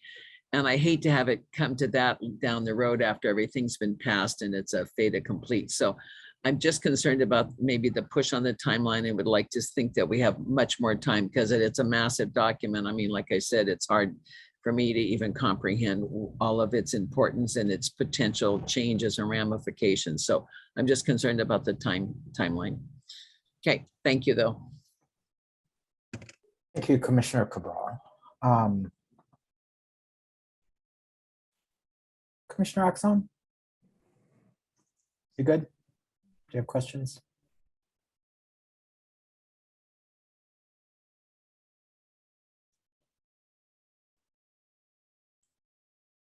Can you hear me, Mr. Chair? Yes, I can. Thank you very much, Commissioner. Thank you, Mr. Chair. I don't really have anything to add. This has been a lively discussion, and I think it should extend to more discussions. I do, however, thank the Office of Planning and Sustainability Development for putting this together. However, I'm also concerned about the timeline on coming out with a final report to the governor and to the legislature. I'm always concerned about, is there going to be more discussion between your office and the Land Use Commission staff, or even the commissioners, before the thing goes to the governor? So again, it's kind of concerning about the timeline on coming out with a final report and going back to the community, stakeholders. And it seems like you're just gonna put it on a website, the link, and wait around for comments, not reaching out like, maybe face-to-face like this, meeting, whether in person or virtual meetings. So I'm just, like other commissioners, I'm kind of concerned about that, but this is a good start, beginning of the discussion, and hopefully there is more back and forth discussion between us and also other stakeholders. Thank you, Commissioner Axon. We're actually at the pleasure of the Land Use Commission. If you want to invite us back to provide an update on the comments we receive and changes we might make, we'd be happy to do that. The last question, Mayor Alice, is the reports going to the legislator or the governor, whether or not Land Use Commission is okay with it? The new language in the law requires us to submit it to the Land Use Commission, the governor, the legislators, and the county planning departments, county agencies, state and county agencies. So it's not on your agenda for action. This is a briefing on the draft, and we'd be happy to come back and at the Land Use Commission's invitation and present the final two. But you'll note that we don't have recommendations in here. We have options that may be explored. So I don't know that this is going to generate action. I hope it'll just continue to generate discussion. That's our goal, is to involve as many the county planning departments, the Land Use Commission, state agencies, county agencies in a discussion of these findings. And they can add options. There are other options that we may not have considered. We'd like to hear them. So in other words, you are required to report to LUC, the governor, but it's not necessarily you need a blessing from us to go ahead with a report. That's my understanding of the law. Thank you. Thank you, Mr. Chair. Thank you, Commissioner Axon. Commissioners, is it okay if I have a couple questions, by which I mean 11. But can I at least do some of them first before we go around for a second bite? Okay. And some of them are not questions, some of them are comments. So I think I'll start with echoing, if this is the beginning of the conversation, I'm super happy. That is, you're raising important issues to the state, and some of the GIS work is really very valuable to get us some understanding of things. I'm very grateful for that. But I share the concerns about the outreach and the timeline. Have you ever read, Mary Alice, The Hitchhiker's Guide to the Galaxy by Douglas Adams? Heard the title. I might have read it a few decades ago. A humorous science fiction book, and the scene opens with our hero lying in front of a bulldozer tearing down his house, which is being torn down for a new expressway. And he had discovered the day before from a construction worker that this was the plan, but it had been noticed in the planning office 5 towns away for 3 months previously. And when we went to the planning office, they said, well, it was noticed. We put up the notice in our planning office. And the tearing down of his house is interrupted by the destruction of Earth by an alien species making a hyperspace bypass. And when one of the Earthlings manages to get a message to the Vogon destruction fleet, the Vogons reply, wait, what do you mean you didn't get the notice? It's been posted in Alpha Centauri for the last 4 years. How did you not respond? And in this day and age, and I don't just mean the Zoom technology being available and readily known, but in the desire for our communities to have a meaningful role in engagement, I really find posting a complex report and hoping for comments for something as important as this, well, it brings up that piece of literature for me. It is of great significance, and I think we can do better, and we can collectively do better. I'd be happy if some people were attending the meeting of the LUC today to comment on it, but not a single person testified. So the indication is that if this is your outreach plan, we need to do better. Going back to the beginning of the report, we often repeat the statistics that only 5% of the state is urbanized. Do you happen to know, or Mr. Funakoshi or somebody else know what percentage of the state is, say, slopes over 25%? Good question. Because I think it gives us a false impression.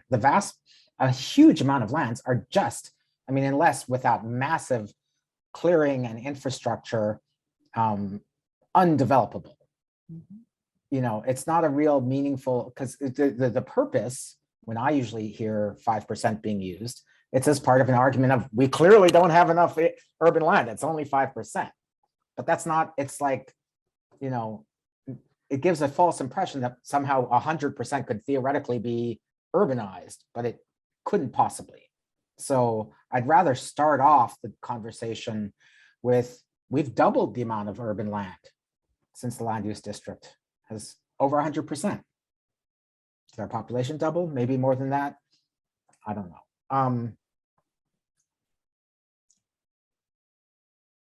Next, and this is a specific follow-up question to an answer you gave to Commissioner Okuda.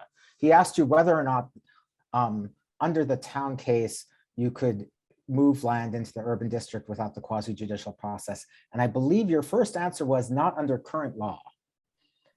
Is it your belief that the legislature could change the law according to one of your, I believe you're calling them options and not recommendations, according to one of your options, and somehow get around the requirements under town?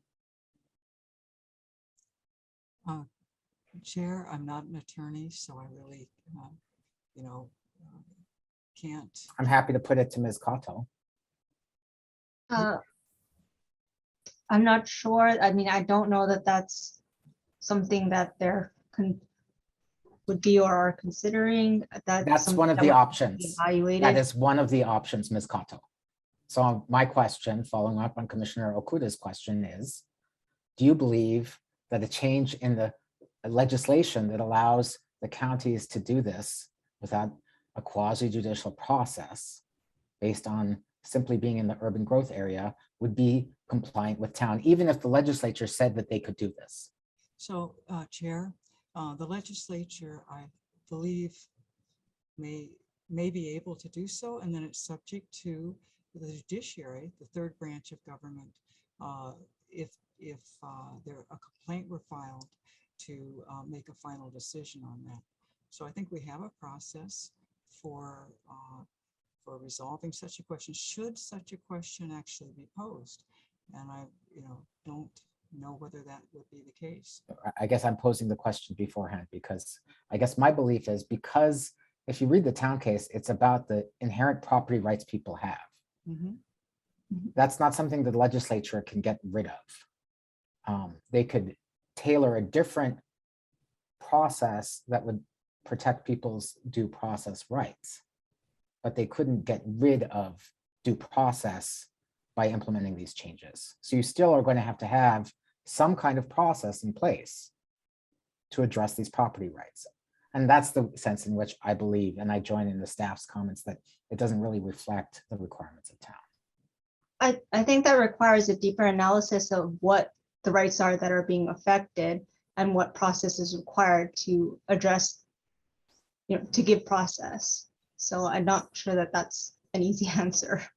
And I think it's something that, for something substantive as these options are, that would be the kind of analysis I would want to see in this document.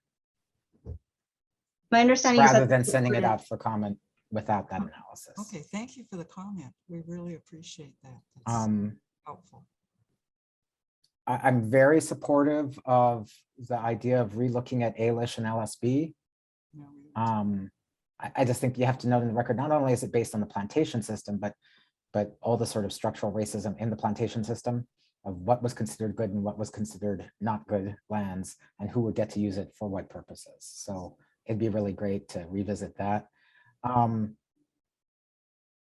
a little confused, and this might be a question for Mr. Funakoshi, since I understand he is to receive the credit for this report. I don't understand that work on IAL as part of the DBA this DBA report as one of the key recommendations, because we hear time and time again that IAL is not a zoning issue.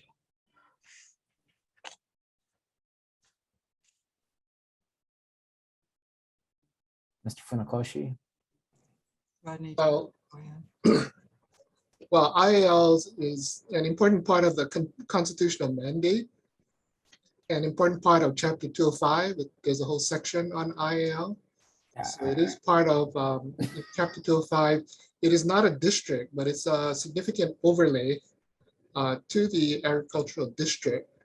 That, of course, has tremendous implications, if not substantively in terms of the permissible uses, at least of the perception of protection of important agricultural lands. So it's certainly important, and we are committed to ensuring IAL be implemented statewide.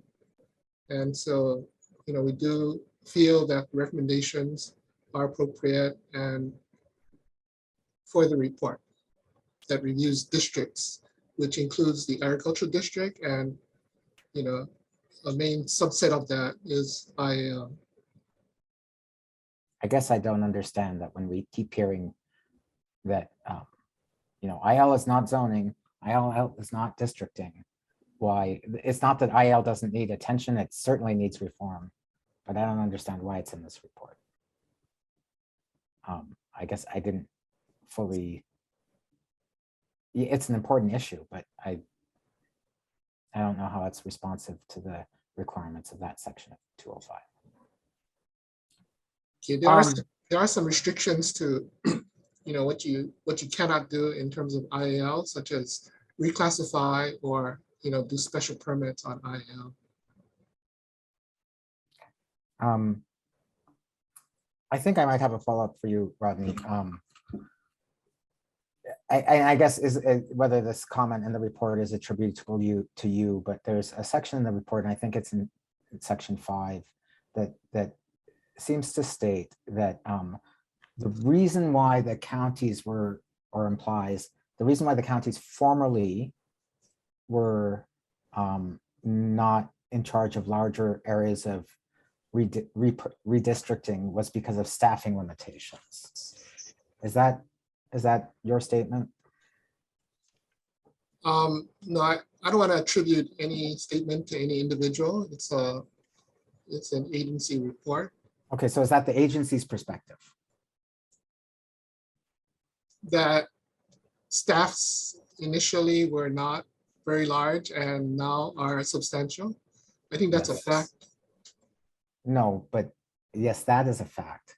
But is that the reason why the counties have historically only jurisdiction over moving parcels less 15 acres or less from the ag district into the urban district? Okay, I don't think we made that causal relationship. I think you did. You certainly implied it. I can find the citation if you'd like. Okay. I think we'd have to go back and look at the committee reports for the legislation to try to figure out what their intent was. And we didn't have the capacity to do that, Chair. Okay. I'm not going to, perhaps when other commissioners are asking their questions, I will give you the specific citation.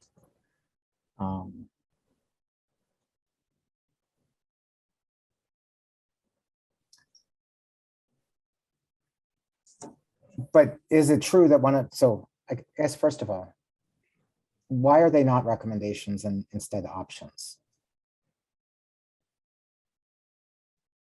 Or Alice or Rodney or whomever. The statute says findings. So we're to submit our findings upon completion of the review. So it does include findings.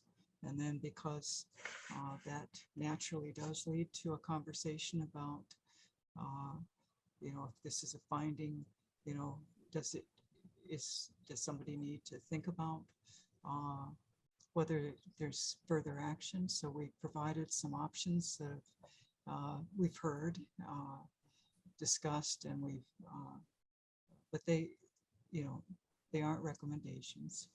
They're options for, in some cases, further exploration. But don't you think they will be taken as recommendations by the legislature?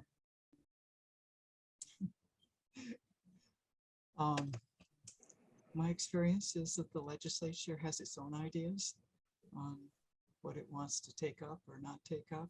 And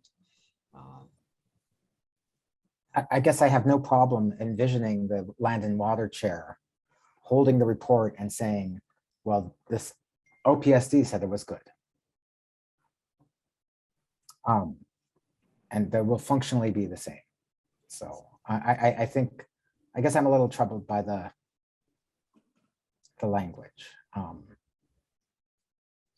Regardless, one of the key options is, right, to allow anything that's been, or options, that's one of the key options is to allow something that's already been in the urban growth district or in the growth boundary area to go into the urban district. Do I have that correct? That the counties put that in?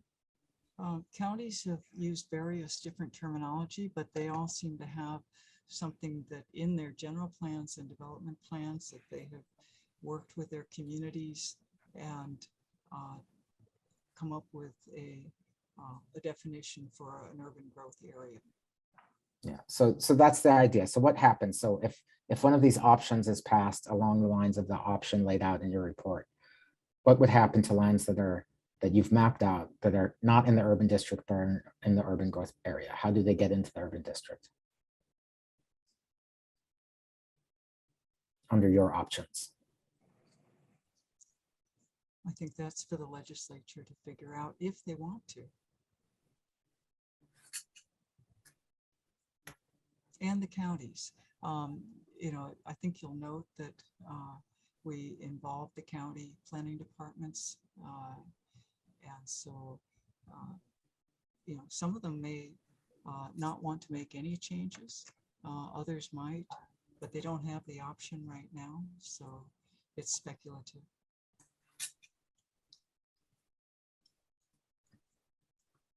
So then help me understand what the option is that you're laying out related to the urban growth area.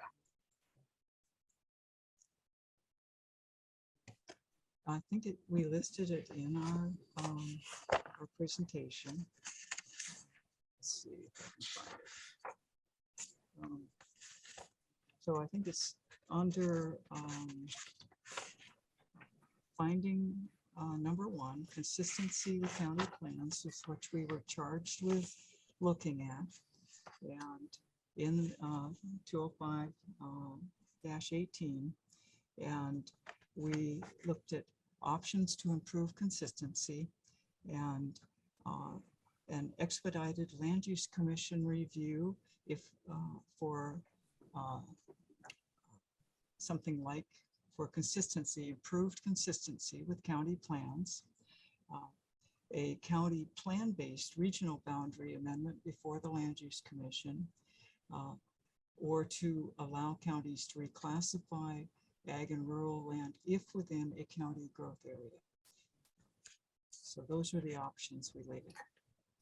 So I guess when I think of what I know of Kona, for instance, and the Kona Community Development Plan, which I have a lot of colleagues and friends who participated in the development of that. Mm-hmm. I mean, if you're familiar with the plan, I assume you are. No, I'm not. I'm sorry. So the plan was developed with the core element being a transit-oriented development scheme along a large swath of North Kona. Mm-hmm. Even though actually buried in the plan is the acknowledgement that Kona will never have the densities to really justify transit-oriented development. But the community went along with this in part because of key provisions that they got in the Kona Community Development Plan, including a requirement for concurrency, that land wouldn't be allowed to urbanize unless the infrastructure was there first. And they were also assured that because the plan was being adopted by ordinance, that all these requirements would be in place. Subsequently to the adoption of the plan with its aggressive urban growth area, the county has at alternate times tried to argue that even though it's not by ordinance, things that can't be required, and to remove the concurrency element. So I see a real disconnect between the urban growth area developed in the Kona Community Development Plan and then jumping into it's ready for urban development, because the community said it was ready for urban development based on a set of associated promises, which the county is not fulfilling. Chair, that is one of the areas that the county has selected as a focus area for the Transit-Oriented Development Council to look at. And it is an area that we are encouraging the county to work on what those infrastructure requirements are, how much they cost, what the source of financing would be. That's it's a very complex set of goals, and we are embarking with the county on that under the TOD Council. So I would agree with you that the infrastructure is not there now. I would agree with you that the community depends on the infrastructure being there before that area is urbanized. And therefore, I think there's no question that we agree with you on that, and that we are working through a different means, the Transit-Oriented Development Council, and the funding that the legislature has given us for seed funding for areas like that throughout the state that the counties have selected to try to bring that infrastructure into place before any development takes place. I thank you for that good work. I'm not sure how that relates back to the or the option, excuse me, in the plan.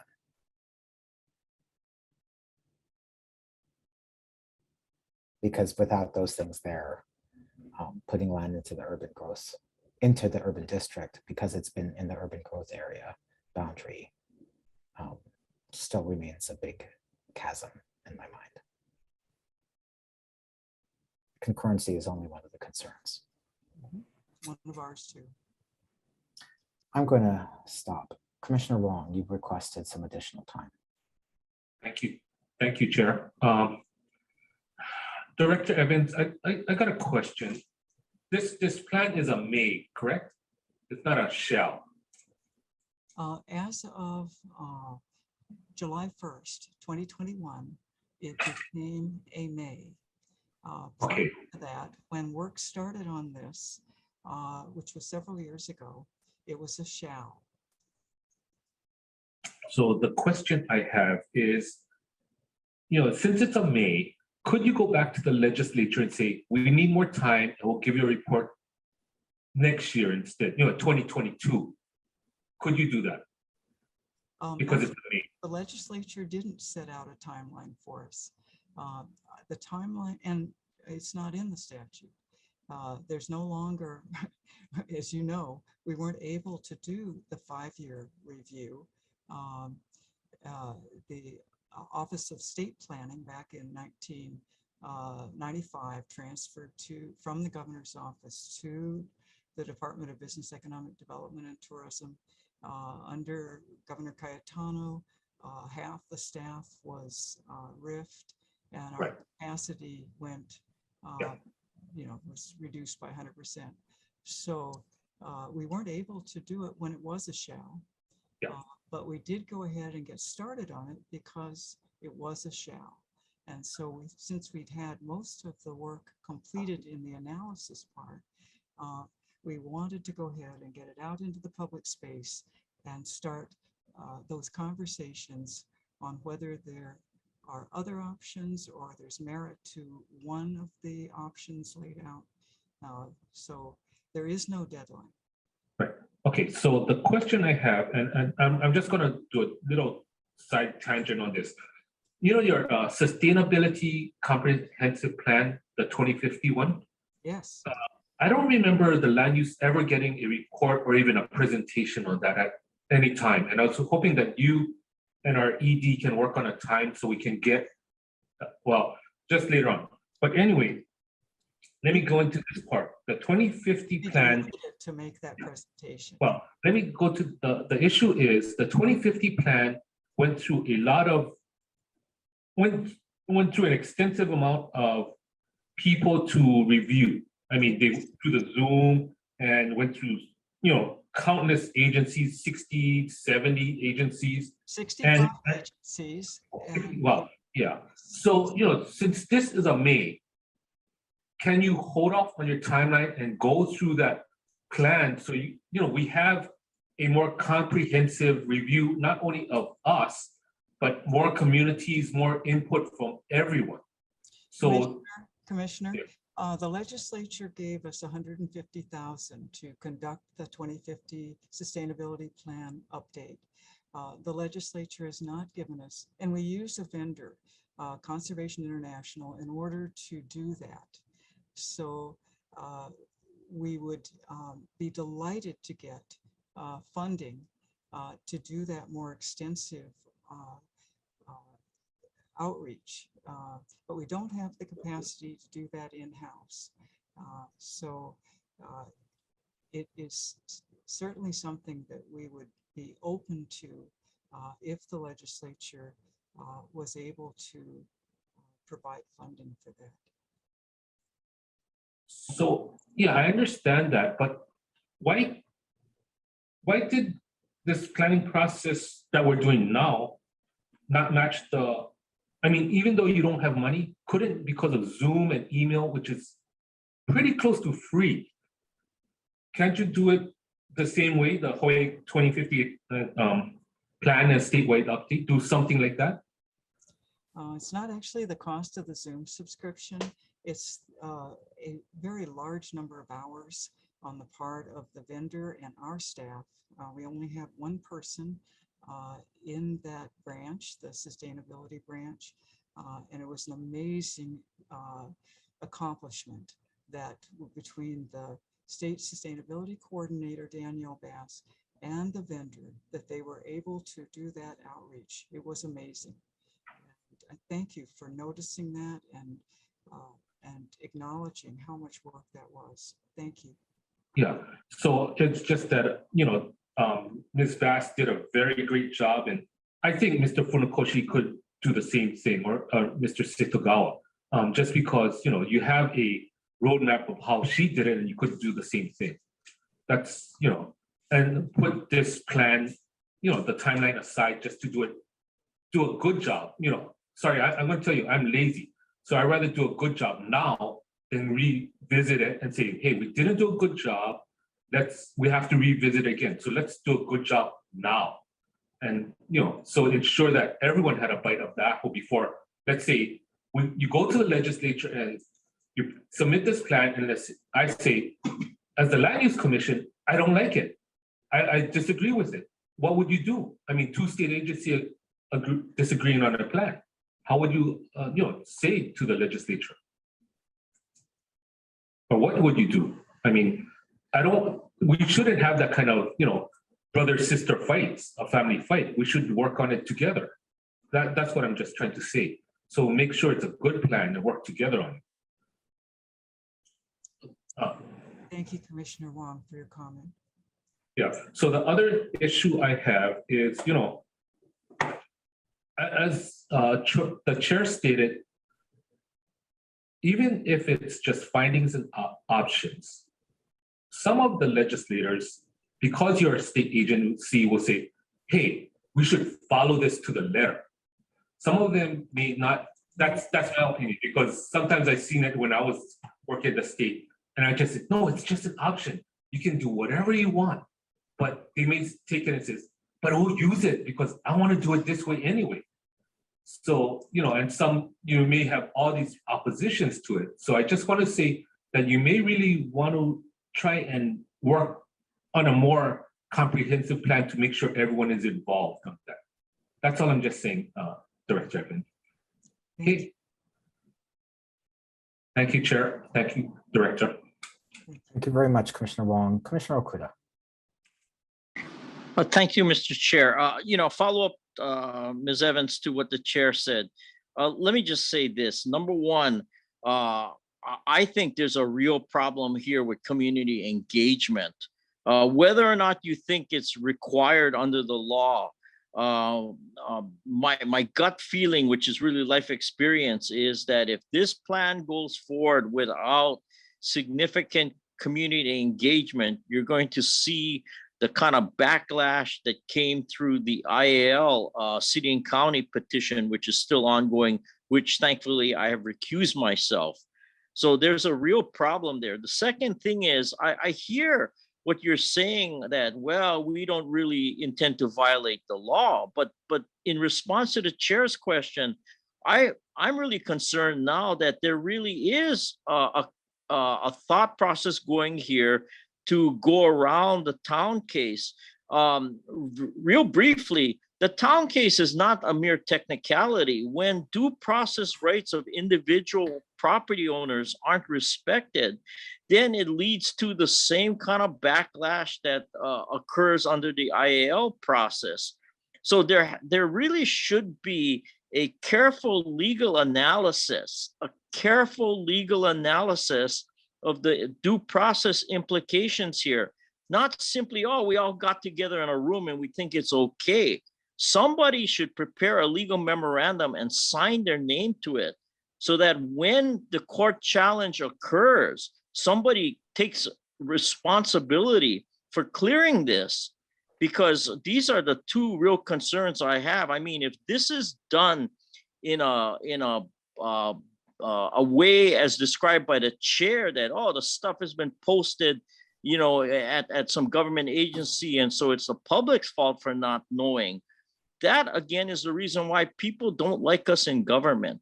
But Mr. Chair, I'm going to excuse myself now with your permission, and I will look at the video to educate myself, if you don't mind. You're excused. I think we're wrapping up. Thank you very much. Okay, thank you, Mr. Chair. Commissioners, does anybody else want to say anything before I absolutely extend an invitation for a follow-up conversation with OPSD?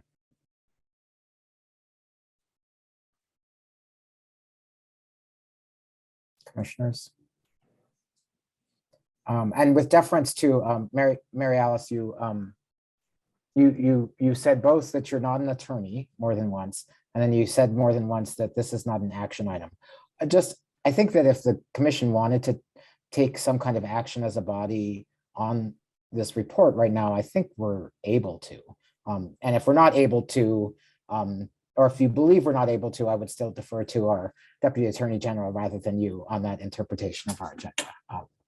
But what's the commission's pleasure at this time?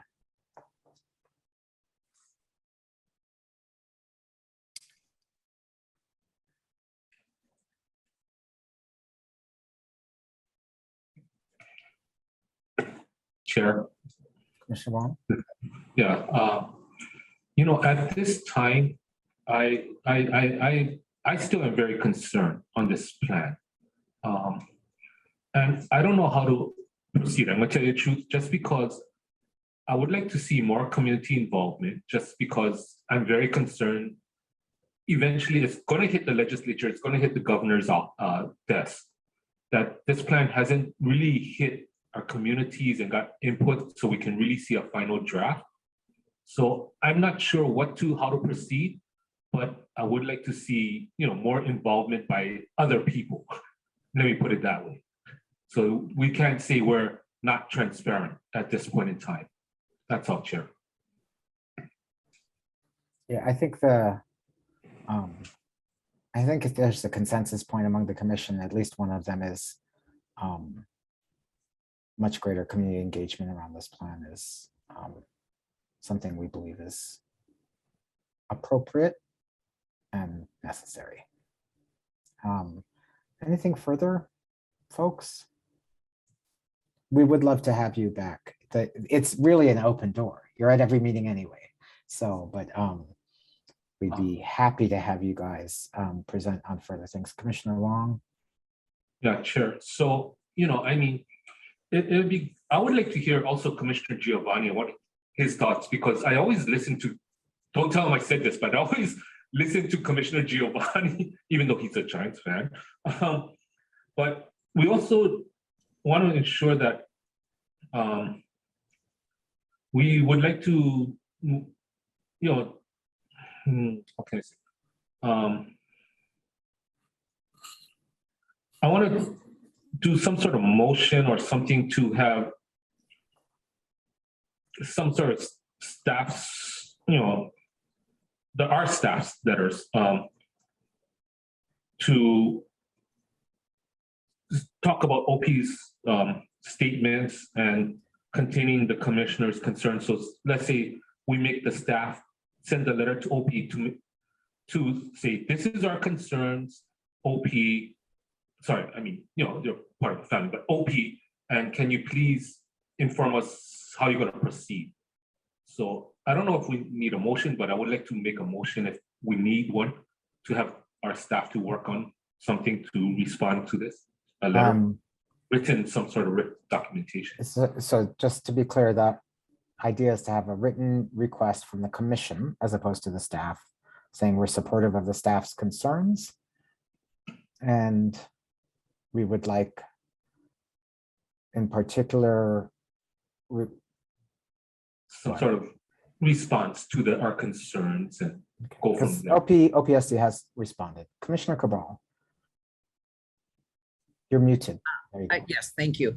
Thank you, Chair. And I'd like to support my fellow Commissioner Wong in that concern that I want to make it really clear that we're critically interested in all of this procedure and want to make sure that we stay fully aware of it and be a part of it, and that it not just suddenly become get on the freight train of government and suddenly run over all of the citizens. So I would like to support that idea. Thank you. Commissioner Higashi.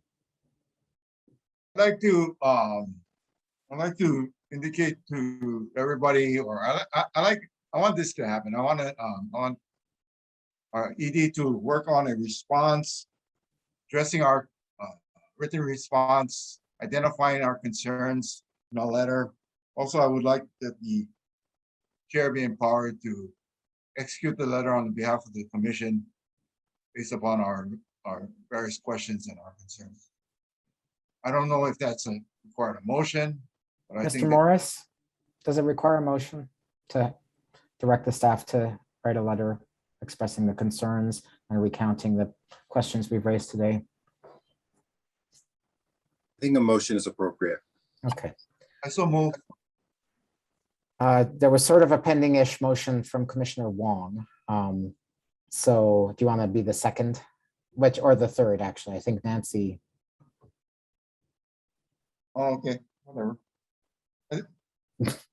I think the idea is there. My understanding is that Arnold's motion would be amended to include mine. Okay, yeah, good idea. Thank you.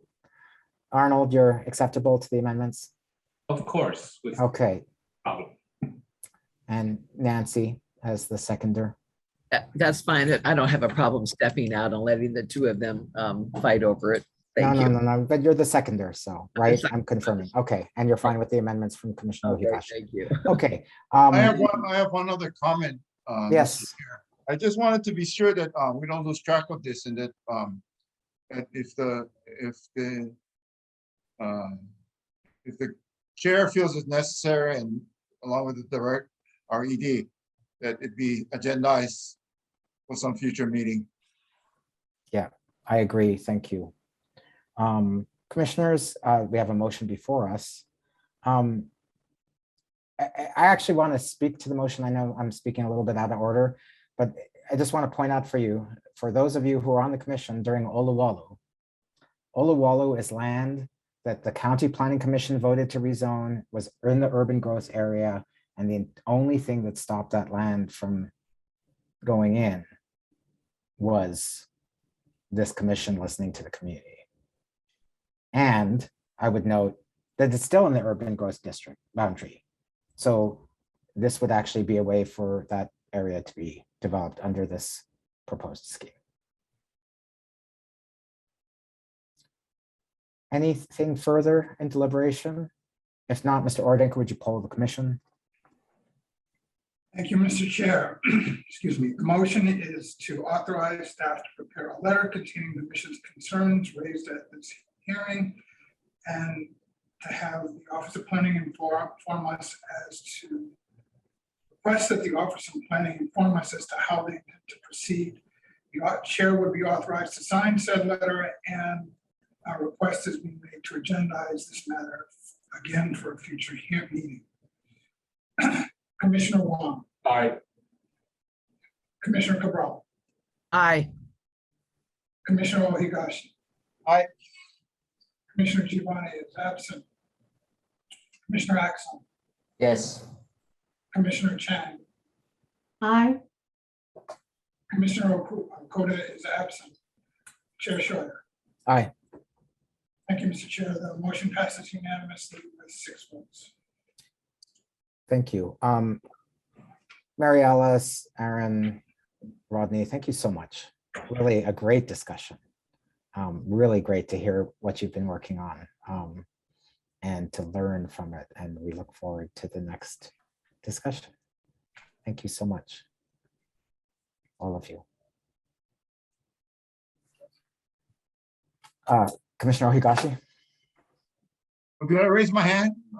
You Sorry. did. It's okay. I just wanted, I forgot to mention this, but I just was, one of the questions that I had in my mind, and just a comment, is that I know that in order for a boundary amendment to take place, we need to have 6 votes, which is a majority, a super majority. And it would seem that I've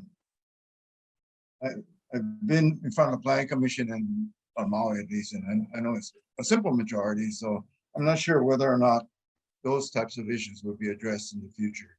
And yeah, that's just my concern. Thank you. Thank you very much, Commissioner Higashi. Commissioners or Mr. Ordenker, is there anything further? No, Mr. Chair. Okay, with that, I will adjourn this meeting. Thank you very much. Aloha. Good Thanksgiving, everyone. Everyone have a great Thanksgiving. Happy Thanksgiving.